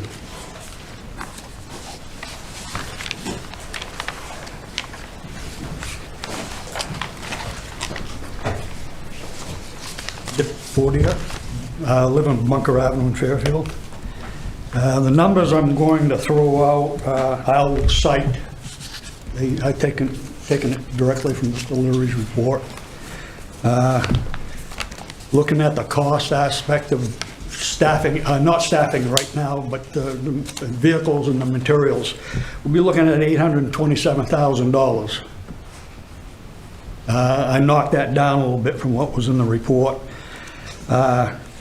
Mine ourselves, right now, we're paying $161,000 a year. That alone is a 4-time expenditure over and above what we're paying now. If we had to get 2 people, that would be $262,000 a year. That's less than what Delta is charging. Even next year, when Delta goes to $35 per capita, that's going to be $1,089. I mean, $1,089,000. That's way above what Delta is going to be charging. Delta will be charging next year $226,000. So with 2 people added, plus the equipment, this year in the $25 per capita recovery, it's 6.7 times more expensive going solo than it is going with Delta. Next year, it's 4.8 times what Delta will be charging. Now, it doesn't get real scary until you get to 4 people being hired. With 4 people, we're looking at an 8.3 times expense for this year at $25 per capita. Next year, it's going to be 5.6 times what Delta's going to be charging. Now, initially, I thought this attempt to start an ambulance was to mitigate the need to fix the fire department, or we wanted to build a new one that's $4, $6, $8 million. That's not added into any of these costs. So if that happened and they had to build, if you haven't got an engineering analysis on the problems and the cost to fix it now, you probably should. I hope you would. The other thing, just quickly, when we look at Winslow and Waterville, they went down the same rabbit hole. The fire department needed people, which is valid here. I'm sure he could use more staff. If we get down that same rabbit hole, Winslow's losing $200,000 to $300,000, Waterville's losing more than that. What makes us think we're going to make money going down that same rabbit hole? I would suggest if we delay this now and you want to bring it back again in the future, you have a business college 7 miles from here. How about going and getting a couple of graduate students to come in and do a business analysis for the business that we'll be starting? That will give you how much you're going to lose, how long you're going to lose it, and if you'll ever make any money. I mean, Mr. Leary alluded to, yeah, we probably won't make money doing this. But right now, I'm hearing 30% tax increase. I don't know how accurate that is, how close that is. But we've got a multi-million-dollar school being built. I don't know how much that's going to impact us. State funds. We can't tack on millions of dollars every year for pie in the sky stuff. This isn't the time. I don't think our residents can take this kind of a beating. And I think we would agree with you. Yep. And I think that's why we are just exploring. Yep. And that's why it's going to be years in the process, if it happens. And then the numbers aren't going to get any better as the years go on. Well, and we shall see, right? Yeah. So I think that's what we have to do. But again, let's do a business analysis. Yeah, exactly, and that's why I think and this get is people that know how to do a business. Lots of them, and we will, if that ever happens, I think we'll definitely be part of it. Thanks for the opportunity. Yeah, thank you.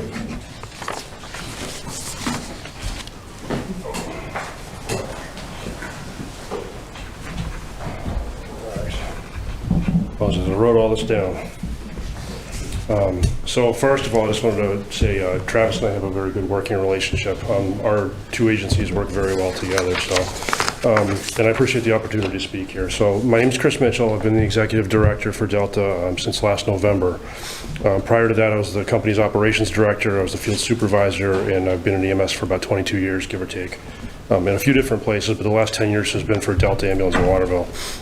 I am not a Fairfield resident. I live in Damascotta. But I am very proud to serve the region up here, about 42,000 people in the area that we cover right now. This area matters to me. The reputation of Delta matters very much to me. This company has provided regional ambulance service since the 1970s. We've provided 911 service to towns that couldn't justify or afford their own ambulance service. And we provide transfer service to patients sometimes long after that initial 911 call. So that mix of services develops extremely experienced and talented providers. It also means that for patients that suffer the strokes, the heart attacks, the major traumas, the crew that picks them up from the scene oftentimes is the same patient that's transported to the specialty care centers when continuity of care is very important. I know the Delta service fees have prompted a lot of discussion. I don't think there's any question there. And the rate at which we've had to increase those fees I know has been steep, and I apologize for that. Last year when I stepped in as executive director, we were facing a budget situation that we had to obviously correct very quickly. So these fees could have been instituted a long time ago and brought up to the appropriate amount with more moderation. We simply didn't have the time to do that. The service fees are not unique to Delta. And while they're new for us, they're a hard pill to swallow for the towns. They're not new for the industry. And if you look across Maine right now, services have had to charge their communities for services at rates that range anywhere from $20 per capita to above $80 per capita. I believe there's one that's even over $100 per capita right now. Those rates are affected mostly by geography and call volume. Lower call volume necessitates a higher subsidy and vice versa. You need a mix of the two to make anything work. And 2 years ago, 2022, a Blue Ribbon Commission released a study that determined that each ambulance in any fleet needs to transport or bill for over 2,000 patients per ambulance in order to meet its maximum efficiency, and that even under those circumstances, they're never going to break even. They will never reach a point where they make more money than what they're spending to run the truck. Rising fuel costs, insurance costs, but mostly payroll costs in the last few years is what's hurt the most. And they've driven the cost of running a 24/7 paramedic service far beyond what insurance reimbursement will pay for. That was a problem a long time ago. It's more of a problem even in more recent years. So revenue from Fairfield and Benton last year totaled, for 2023, totaled roughly $580,000. That was from patient billing or insurance reimbursements. So should Delta lose these two towns next year or the year after, or within the next few years, due to the launch of a transporting service up here, Delta will lose, based on those numbers, about $900,000 roughly between the call revenue and the expected subsidy that we're going to be charging, which is $35 per capita. I forget exactly what the number is for Fairfield, but I believe it's $323,000 between the two towns. That resulting budget gap is going to be passed on to the remaining 11 towns in our service area right now, which would immediately incur an additional $30 per capita charge just for us to break even, which would bring the total per capita up to $65. And Adam, the $70 that you referenced, I think I had that number wrong. The $70 that you're referencing was, I think, maybe a year or so ago. Yeah, that was when we were preliminary. initially providing the range. Yes, So, absolutely. Yep, you're absolutely right. So this raises, so the departure of these two towns raises the projected per capita to about 65. That's very preliminary, but that's kind of where we're landing right now. So the regional impact of a launch of a new transporting service is going to be very real for these communities. So the combined call volume between the two towns last year, this isn't responses, this is actual transport billable calls, was about 1,100. Which is, according to the study that was done by the Blue Ribbon Commission, it's only about half of what it takes to efficiently run one ambulance. Never mind two. So if you consider the cost of staffing the paramedic level ambulance 24/7, then you include the cost of the vehicle, the equipment, the fuel, the insurance, a place to house it, in the recurrent training, the licensing costs for all personnel, which I understand the town is already bearing the cost of some of that. You have to realize that the startup costs will never be recovered because the service will never generate a profit. So those startup costs are going to be gone. Delta's approach has always been a regional approach. It's a large pool of resources that's available over a wide area. The more people participate, the less it costs for everybody, and that's kind of the approach that we've used all along. There is a reason why the state's Blue Ribbon Commission recommended $70 million, I think it was a little bit more than that, to assist the state's EMS system. Ambulance services simply cannot sustain themselves. This was recognized as a major problem. And I personally believe that the best approach and the lowest cost approach for the entire area is to continue with that regional deployment of resources that Delta has done all along. Thank you, Chris. Questions? Yeah, thank you, Chris.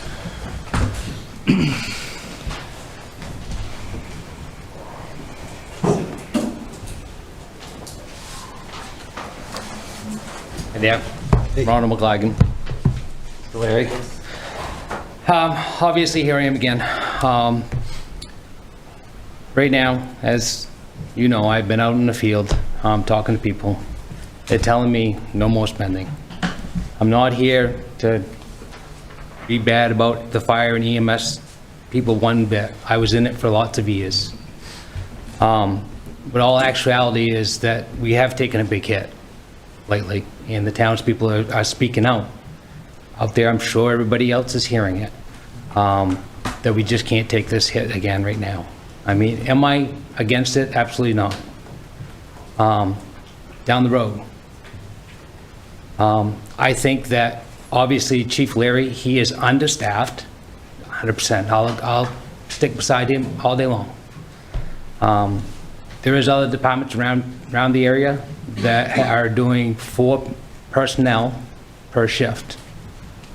And I know where he's coming from, because I've been in his shoes. And I'd like to have him step up with me for a second, if he would.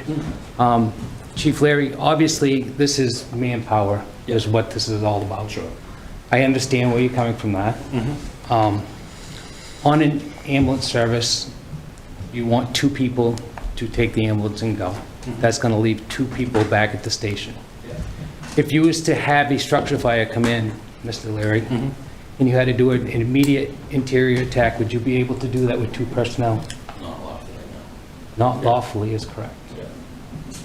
So this is something, council, that we have seriously got to look into. And the only reason why I'm saying this is, obviously, I don't want spending as well as the public wants out there. But it's come to the assumption that we have to be safe. We have to keep our public safe, and we have to keep our firefighters safe, okay? As far as what I can say to Mr. Leary is, I think we need to put out there some kind of an incentive to bring in firefighters. Whether or not they're just firefighters, firefighter EMTs, or whatever. We need to put in an incentive to bring them to Fairfield. Because as I know what he's going through, you can't do an interior attack with 2 people. I can tell you right now, people, that's my family in that house in there. I want people going in after him, so I know where he's coming from. And that's about all I can say. Besides, I was going to ask him one other thing on the ambulance. I mean, I'm dealing with you, okay? Just kind of wondering where you came up with the numbers. I haven't got the paperwork like some people had, the handouts, I guess. I'll give you this copy. Where did you come up with the numbers as far as the cost on the runs, the ambulance runs? You was saying the cost as far as a basic EMT cost, I mean, basic EMT run. I see what you're saying. Obviously, you know what I'm talking about. Yeah. Where did you come up with those numbers? So basically, that section came out of the audit that the audit company did. They took a 3-year average of all our calls for, I think it was 2019 to 20, I can't remember the exact years, but it was a 3-year average, and they broke them down by BLS level, ALS level, and that's how we came up. Just kind of curious, because, I mean, under my calculations is, I'm seeing a number of like maybe $550 for a regular ambulance call. If it's a main care call, you're probably looking at like maybe possibly like a $200, $250. The average is about $450 reimbursement. So, I mean, obviously, this is something, folks, that we've got to look at down the road. I'm not speaking out of time, but obviously, those figures there, Mr. Larry is, we've got to do a little bit more research on those, so that's about all I got to say, and I look the best for you is getting some incentives out there for these fire chiefs. You want a copy? Yeah, don't mind. If you don't mind. I think an incentive council for new firefighters or whatever, get with Mr. Larry, see what we can do for, if you need some help. I know we hate to spend the money, but life's not worth a lot. I mean, they're worth a lot more than money. Fair enough. Thank you very much. Thank you. I'm not on the list. Can I talk?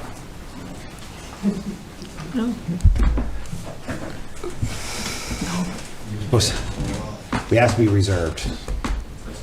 Okay. You're trying to be killing me, Tim. We shouldn't. I shouldn't. I should try to follow the rules. Okay. This will not be the last time that this topic is discussed. And just so folks are aware at home or in the room, if you're not aware, the audit that we've been referencing throughout the course of this conversation for the fire department is located on our website.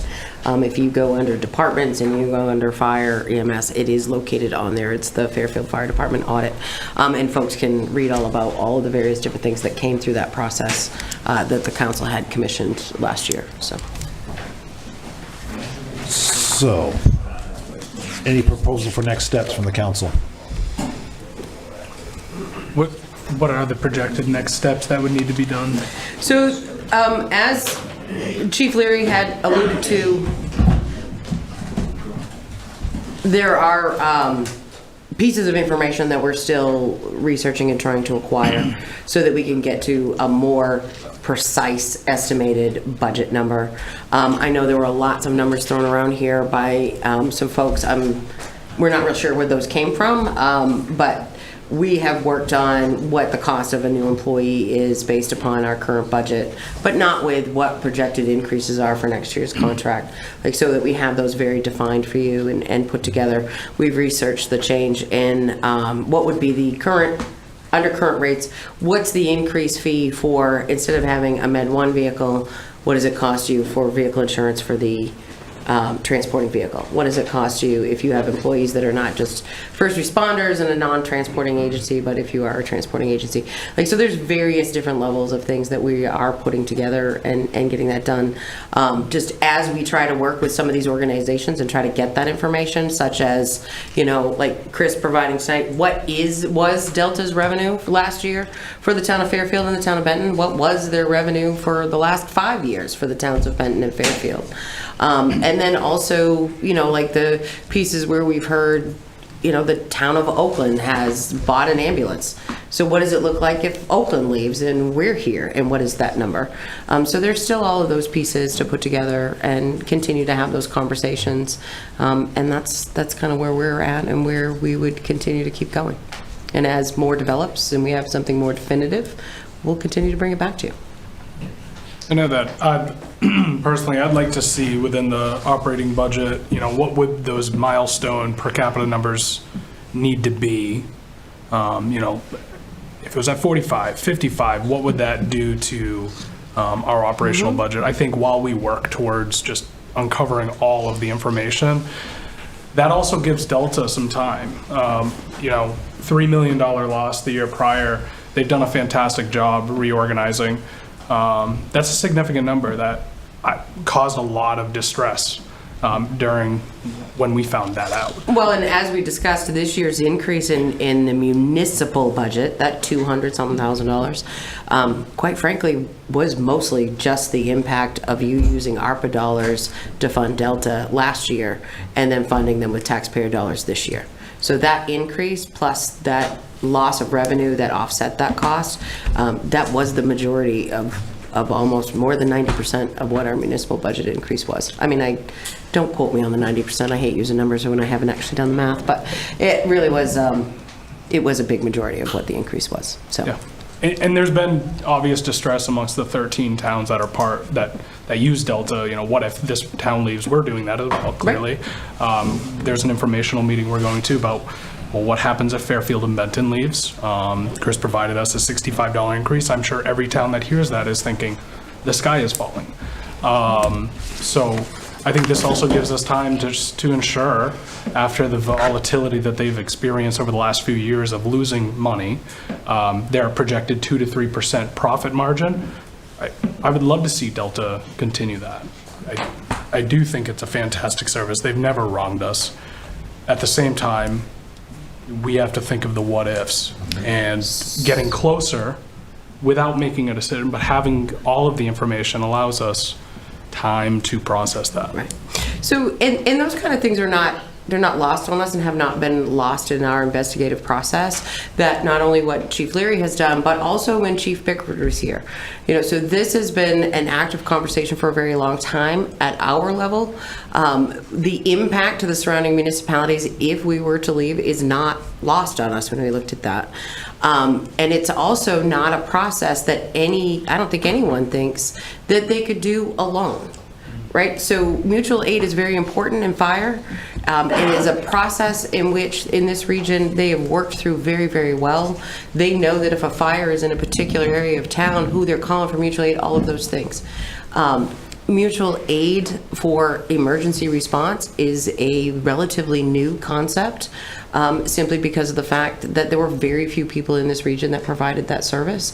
So that's another piece that you always have to explore and look into. And what is this, what is that all going to look like? It's not and as Travis has said, we know, we're relatively certain we're probably not going to make a profit off from this, and that's not the intent. The intent is that if we're already providing a service, right? So I know people say startup costs with the number of staff and the equipment and the people that you have to have. We already have those people.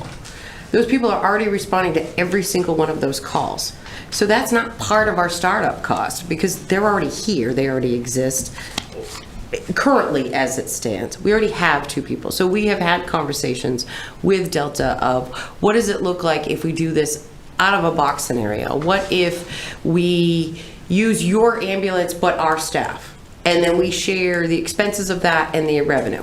So what does it look like that we provide the best possible level of service? We're already responding to the call before they get there, and we can turn them around and get them at the hospital faster. And then we still, but not a complete disallowance of, oh, you lost $500,000 worth of revenue, so now the entire region has to go up another X number of dollars per capita, right? So those pieces, we presented that to Delta before we ever got the bills. They rejected that idea. We've continued to have conversations with Chris about what can we do? How do we partner? How do we make sure that everybody is successful in all of this? Because ultimately it's patient care that's most important, and we're not getting anything on that side. So that's where we're at. But we continue to have those conversations, and I think we will continue to have that conversation until you have a final presentation. Very good. Yep, so at this point, so if we, for future, I think it just needs to, we can talk about how we want to move forward with it. But I think at this point, it's an action item, and we want to have, I'd like to have at least some kind of cadence for follow-up on that end, just to see where we're at and see where, check the temperature. I would like to do like a Google survey just to see how the townspeople are reacting to this, on whether or not we should go into the transport business. I don't know. And that might be appropriate when you have all of the final answers, but you don't have them now, and everything would be done based upon speculation. And I wouldn't recommend anybody make a decision based upon speculation. And I feel that all of this is speculation because we're trying to predict the future. So no matter what the numbers are going to tell us, it's all under speculation. But if the majority of the townspeople do not want to do a transport service, I'd like to know sooner than later so that we don't have to spend so much effort on it. Would you rather be able to provide them a little bit more math to that as to why? Because I mean, at this point, you could make a decision based upon what? So I think it's important to look at what other pieces do we need. Right. Because I feel, my personal opinion would be that you need more number data, budgetary data, before I would request that the residents of this community make that decision. Because what happens if you could put it out right now and we could discover in 3 months we're actually going to save $100,000.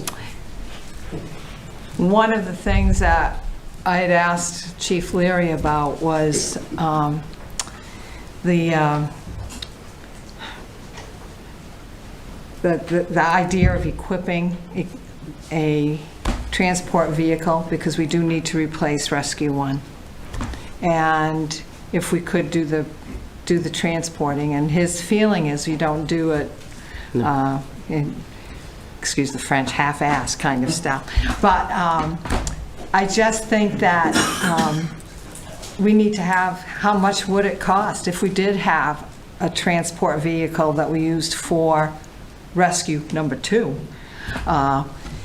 Cost, try to find a used vehicle and then go and equip. And how would that affect the staffing if we did have that vehicle, and put it all together? Maybe that's what we need. We've got it in different places within this document, but just do one analysis, right? Like you're talking phase 1. Well, phase 1 is maybe we need to replace our vehicle first and hire more people.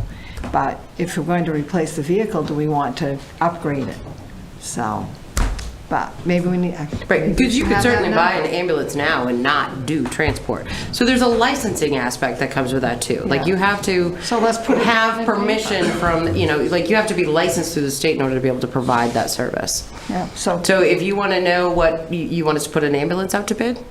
No, I'm not asking for that, but I'm asking for how much will it cost from the cost of the machine, the vehicle, to the supplies, to the staffing that's going to need to take place. It's done in increments. So rather than go full force transporting system. Yeah, let's see, if we just have this, what will it cost us? If we want to provide the best care and service for our townspeople, maybe we need to have a better functioning vehicle with more equipment that can sustain our care and for that continuity of service. Do that, and then we already have a pretty good idea based on what's already in this document how much it would cost to have a full operating transport system. And like Adam said, how much for the projected per capita in the years to come, how much is that going to affect us? So You have the proper building too. We can put that together. yeah, That's- and then we have the whole thing with insurance, which fluctuates every year. So We can put that together. That'd be good. We can try to get So that as next close as we step would be possibly can. that then? Yep, Okay. we could do that. Excellent. All right. Good discussion. Thanks, everyone. I just want to add, because we didn't really touch back on it after Ron mentioned it, I would like to explore equipping our fire department with an appropriate amount of staff. Yeah. I That's think always- there is absolutely value in making sure that our community is safe.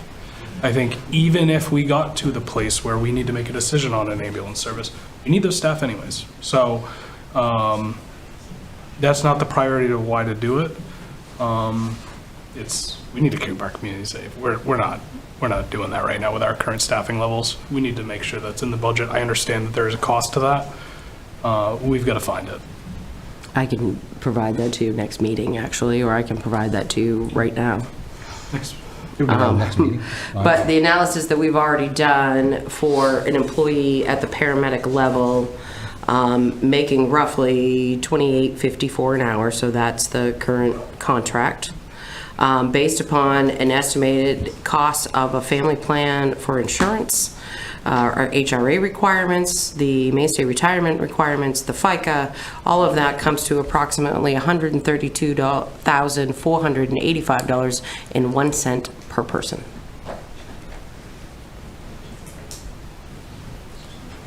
There you go.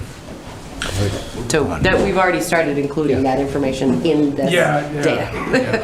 So 3 people, $397,455.04. Very good. So we, again, so should we have the spreadsheet in the future? That'd be good. And then, obviously, as part of the budget committee and all that going forward to next year. So, next step is to discuss the town farm property. So, discussion there.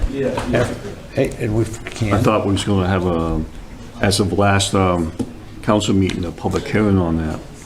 Still tabled in the... We actually want to have a workshop to discuss it, some of the ideas that we decided last time. So there'll be, I'm sure there'll be something more coming down the line if everything gets that. I read the last minutes.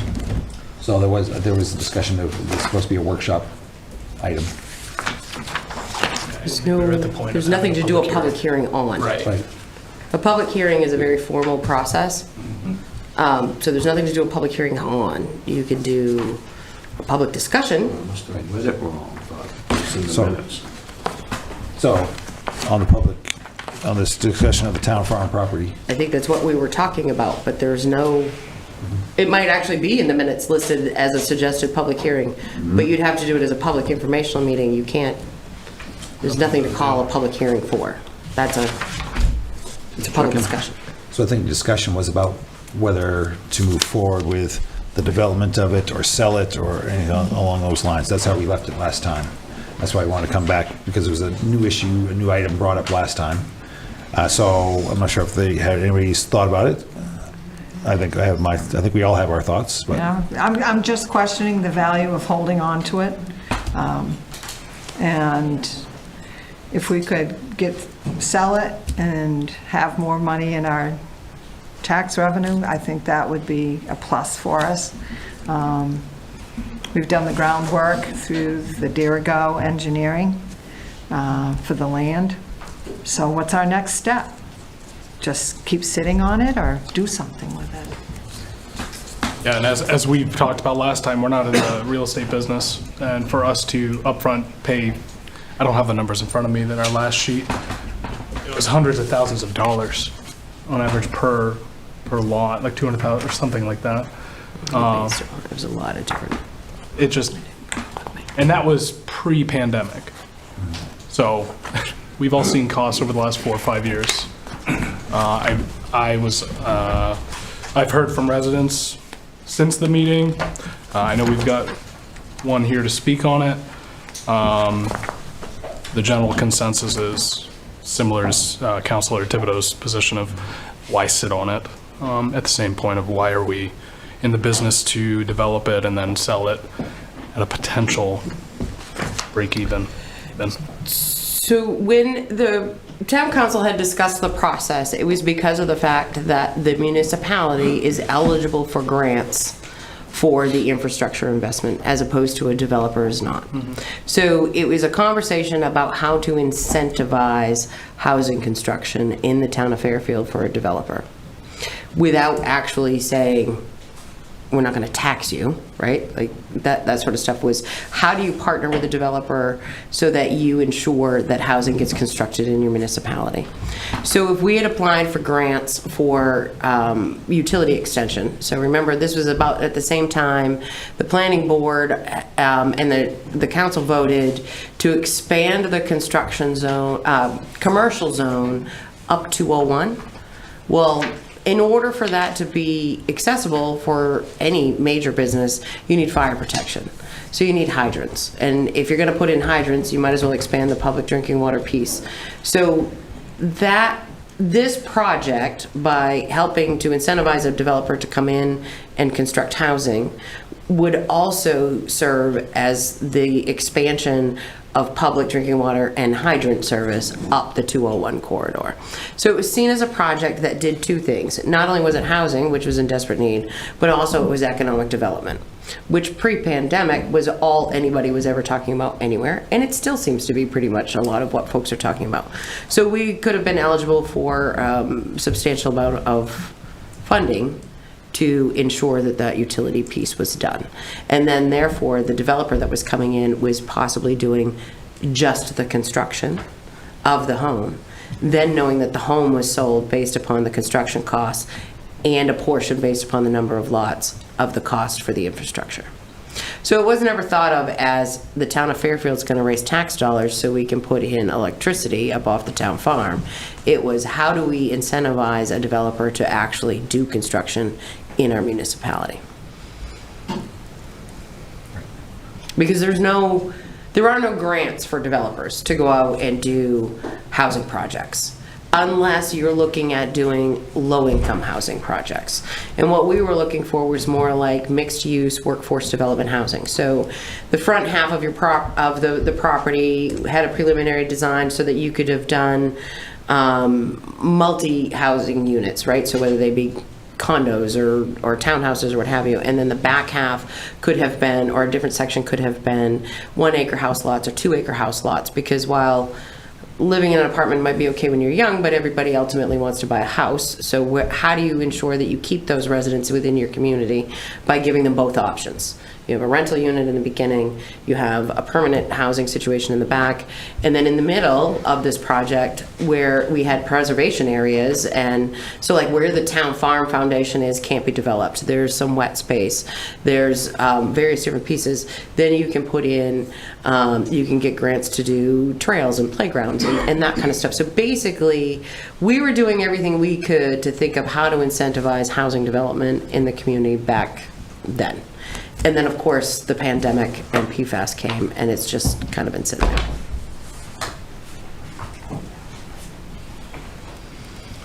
But you certainly can put it on the market and just sell it. Or we'd have to get a new study done to understand the grants available, current market costs. Based upon what's here and current market, that would be easily done. Easily done.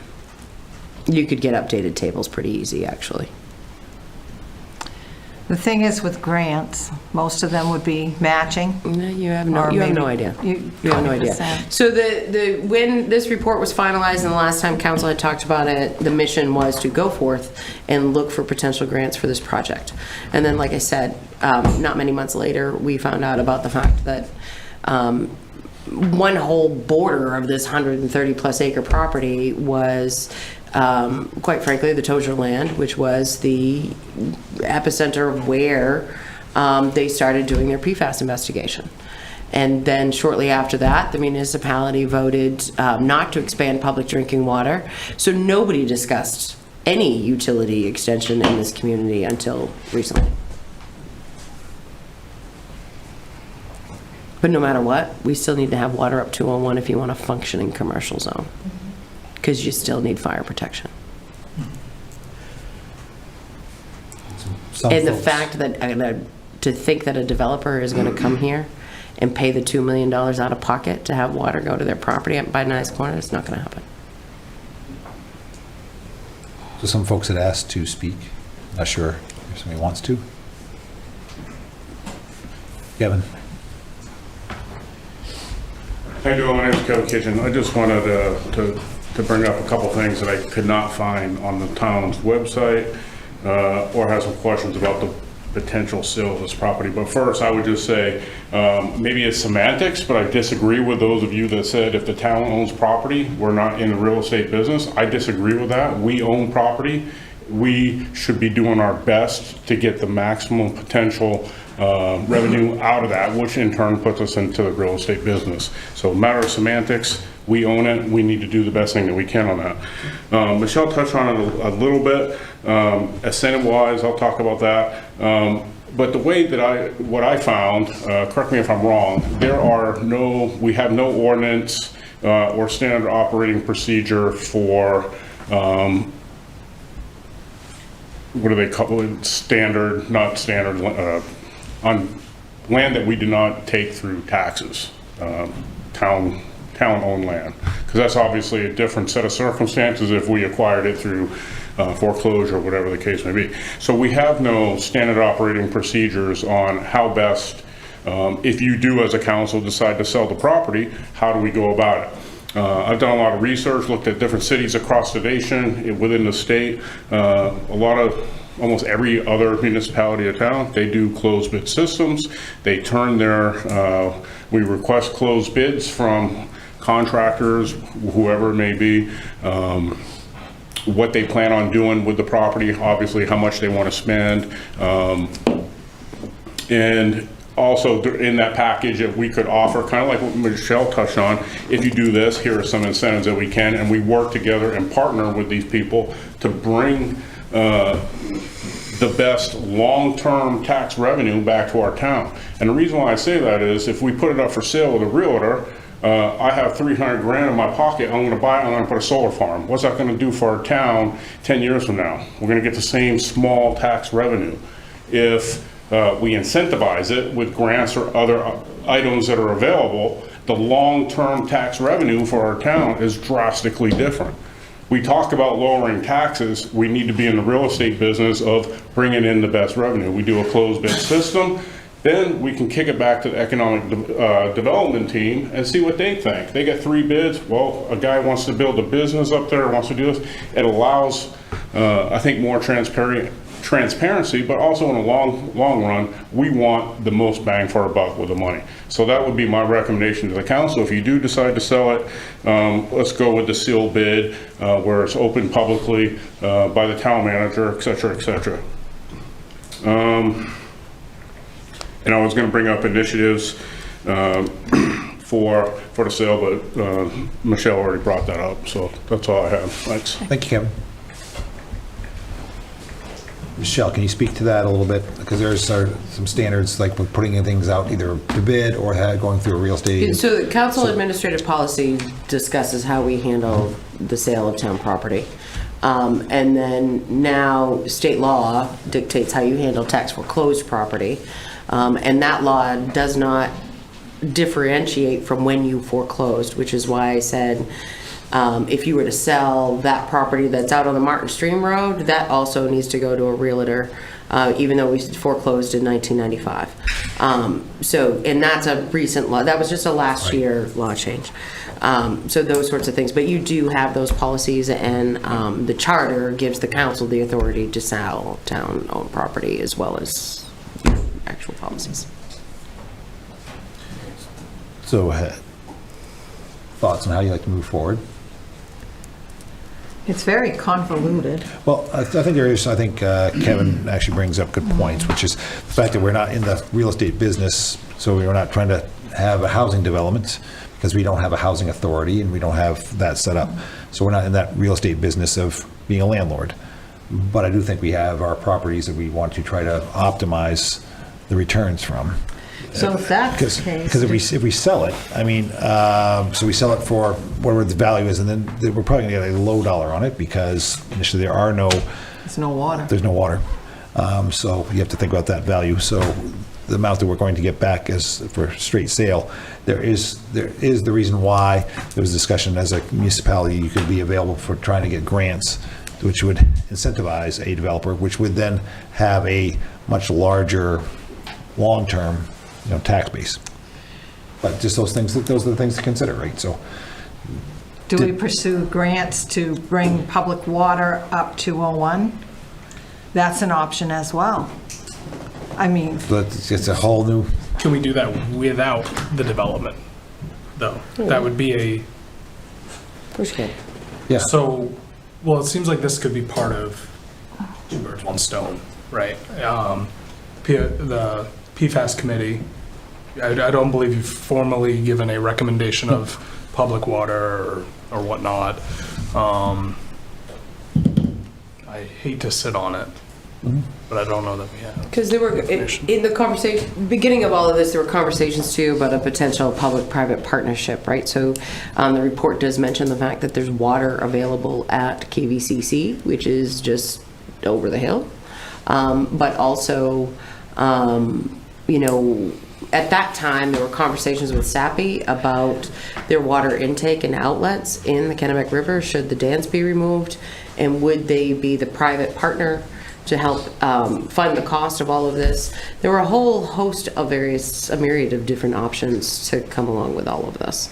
And then, of course, you have TIF dollars that fund your matching piece, not tax dollars because I'm going to go get a bond.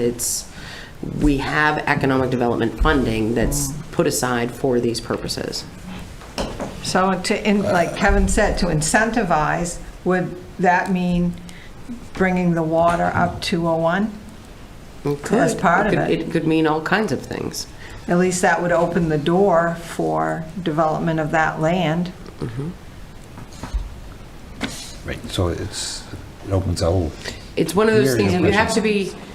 to be creative, right? You have to think about the fact that we're not just going to have a surveyor come in and chop this up and do this. It's what can you do to get the biggest bang for your buck that you can get the funding for. Normally, you have to have, most grant programs now, you have to have those preliminary conversations ahead of time, right? So can you get Northern Border Regional Commission money because it's economic development, because if you link it to workforce housing? Can you get USDA funds because not only is it public drinking water, but it's also housing, and it's also commercial development, which is economic development. So there's pockets and pockets of money. Nobody's done anything with it just simply because of the circumstances of 2020. So I'm glad we're actually talking about it again. And we got to do something with the property, and it's good to discuss it. And I think we need to keep it on the front instead of just being lost for 4 years. Yeah, or more. So, yeah. But I mean, so what are our steps? We're actually going to make that work. So I think we have to look at time frames to make that, rather than, so it's not just, hey, we're going to do something with this. That's kind of not really actionable. So my concern is we have so much projects out there already.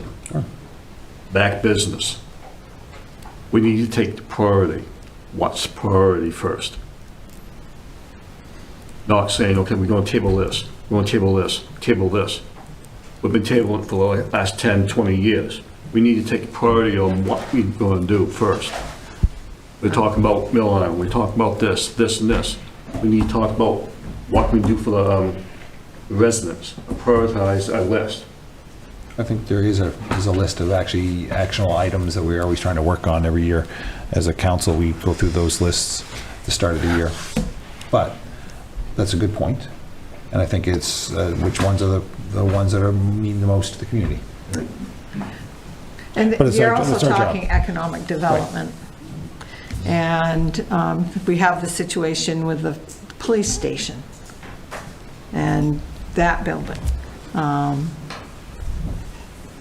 I guess as a council, we should be having some more guidance here on what needs to be done. And what do you think I'll put it out. What are the priorities for economic development? Is it going to be getting water up 201? Mill Island Park, we start what we finish. And right now we're looking at getting just the trails so that they're ADA acceptable. Economically, we need to have more businesses in our town to lower our taxes. What are we doing to help bring that about? Everything, it's slower than cold molasses going down a hill. But we've got to have a plan. And Right, and so one of those things is, you talk about water on 201, because if you were trying to get any kind of larger commercial business, they need to have water, so they need to have a fire suppression system. yeah. So, And that, we changed the zoning for 201. How many years ago was that? 18, 19? 18, 19? Not years ago, Right, in that year, 2018, 2019. So, and what you need to do is you need to make a decision. And you need to make a decision, and you need to stick to it. You can't make a decision and then 2 months from now say, well, maybe we shouldn't, because grant funding needs dedication. Yes, it does. It's not one of those things where folks, remember, we had the potential for that $9 million of the CDS funding for expanding drinking water. We had the $1 million Northern Border Commission grant that we were certain we were going to have $10 million to start this project and public drinking water expansion all at the same time. And then the town voted no public drinking water, and all that money disappeared. So you need to make a decision and stick to it. If you want us to pursue grants to expand public drinking water up 201 for economic development reasons, then that's what we need to do. But if we go through all that work and you get halfway there, because it could take you 2-3 years to get those, because a lot of that money that's gone out there now from the American Recovery Plan piece, it's gone. We missed the boat. But what we can't do is say, well, we're only halfway there and we've changed our mind, we don't want to do it, just sell the property. You have to make a decision and stick to it. I need public input. That's, I mean, at the end of the day, it's all of our community, not just the 5 of us. And to your point, we got so far and then the town said no. You mentioned like a Google survey for the ambulance service. I don't think we're there yet, but in terms of priorities of economic development, does the public want to see water up 201 for the potential benefits that we'd see from increasing our commercial tax base, as an example, as a potential remedy to impacted wells? There are various options. We changed the zoning to allow it, so there's a thought process that people wanted that, right? So, And I would encourage folks to reach out to you as counselors when you know you're about to have these conversations. They elected you for a reason, and you're here to represent them. I'm not saying that you don't do a survey. What I'm saying is you start doing a survey for every single thing that you do, quite frankly, it'll become quite polarizing, and people will get really sick of surveys really fast. And they won't answer them. It's just the nature of things. We've had this one out on Parks and Recreation for a month. You'll be lucky if you got 75 people to answer it. It did come out right after the tax increase, though. So But still. I think that killed it. We've done them. We've done, but what they also had the option to do, though, what I'm saying is they had the option to tell you no. Or yes. Just not in the survey. No, you had the option to say no in the survey. No, I'm saying they did tell us on social media. But that's the issue, is what I'm saying. Correct. Is one then could argue that. So, and the other thing too, when the townspeople voted down the water, public water, it was so that all of the back roads were hooked up to water. It wasn't just 201. It was all of the surrounding area. Maybe we just need to take a look at 201. what the spur would be. But there's always that potential to increase once it's there, public water availability. So I would like to propose that for the next meeting, that we put this back on the council workshop and we talk about the priorities and see where we're going to go. Priorities of? With the water. Okay, so if we're being specific, 201 okay. economic, yeah. So let's see if that's what we want to do. And things have changed, Michelle, but I think, we have some numbers of looking at the, like, individual spurs, I thought, back in the day. Yeah. 2020, And I can 2021. probably pretty easily get Dirigo to just update that sheet. Yeah. So I think this is the first data point, right? So Yeah, that's what I'm it gonna is. do. How much? So, because it was used, it is broken out because it was used by DEP. Right. When they decided whether they were going to extend to public drinking water in a nice corner or put in filtration systems. So it's there. Yeah, and we can just get that number updated. So then it comes back to, again, the public-private, partnerships of looking with KVCC and their water supply, those kind of things. Yeah. So there are other options to get that. And we started talking to like Main State Housing and looking at some of how they work around some of the granting for infrastructure and tying that into public housing can be one of the ways we look at doing that. So, All right, we'll see what happens next time. all right. So good discussion. So at this point, John, do you have any other business like to talk? The only thing I had was that it was brought to my attention from Mill Island that there was a plaque down there that had history on it of the island and all that type of stuff, and it disappeared. There were several plaques down there on posts. Yeah. And over time, they have deteriorated, been vandalized. The one that was down there last is gone now. is the one that showed the diagram of Yeah. the cardboard mill, cardboard factory. We're working on signage. It's all part of the plan for Mill Island Park to That was replace vandalized. those. Huh? But it's not. Well, they quite frankly were sheets of paper between plywood and plexiglass. Yeah. And sat flat enough that the snow stayed on top of them. So over time, they deteriorated, were ruined, and destroyed. We do still have them, though. We have the layout of what they were and the information that they had. In fact, we pursued getting them done couple of years ago, but was unable to get anybody to give us an estimate on creating them. But where the Economic Community Development Committee has been working on signage and looking to put together an entire program that the council would adopt, so that municipal signs would look this way, or park signs would look this way, so that it becomes almost like a branding of sort, so it's very recognizable. That will all come back to you and be part of that process. We still have the But yeah, signs. we still have the plaques. information that was on those signs. Gotcha. And, because they weren't just there. They're up here, by the boat landing. They're also in some of the various different little offshoots, like where the picnic table is on the island. It was part of the, I think, one of the older Mill Island Park redevelopment plans that they had in some downtown. I think it was part of some CDBG money or something like that. But yeah, we still have those. Yeah. Excellent. Thanks, John. Stephanie? I'm good, thank you. Okay. Adam? The only thing I've got, just I want to bring it back up about an old business section in the agenda. As a result, I'm just curious if we have any updates on the grants for the community center.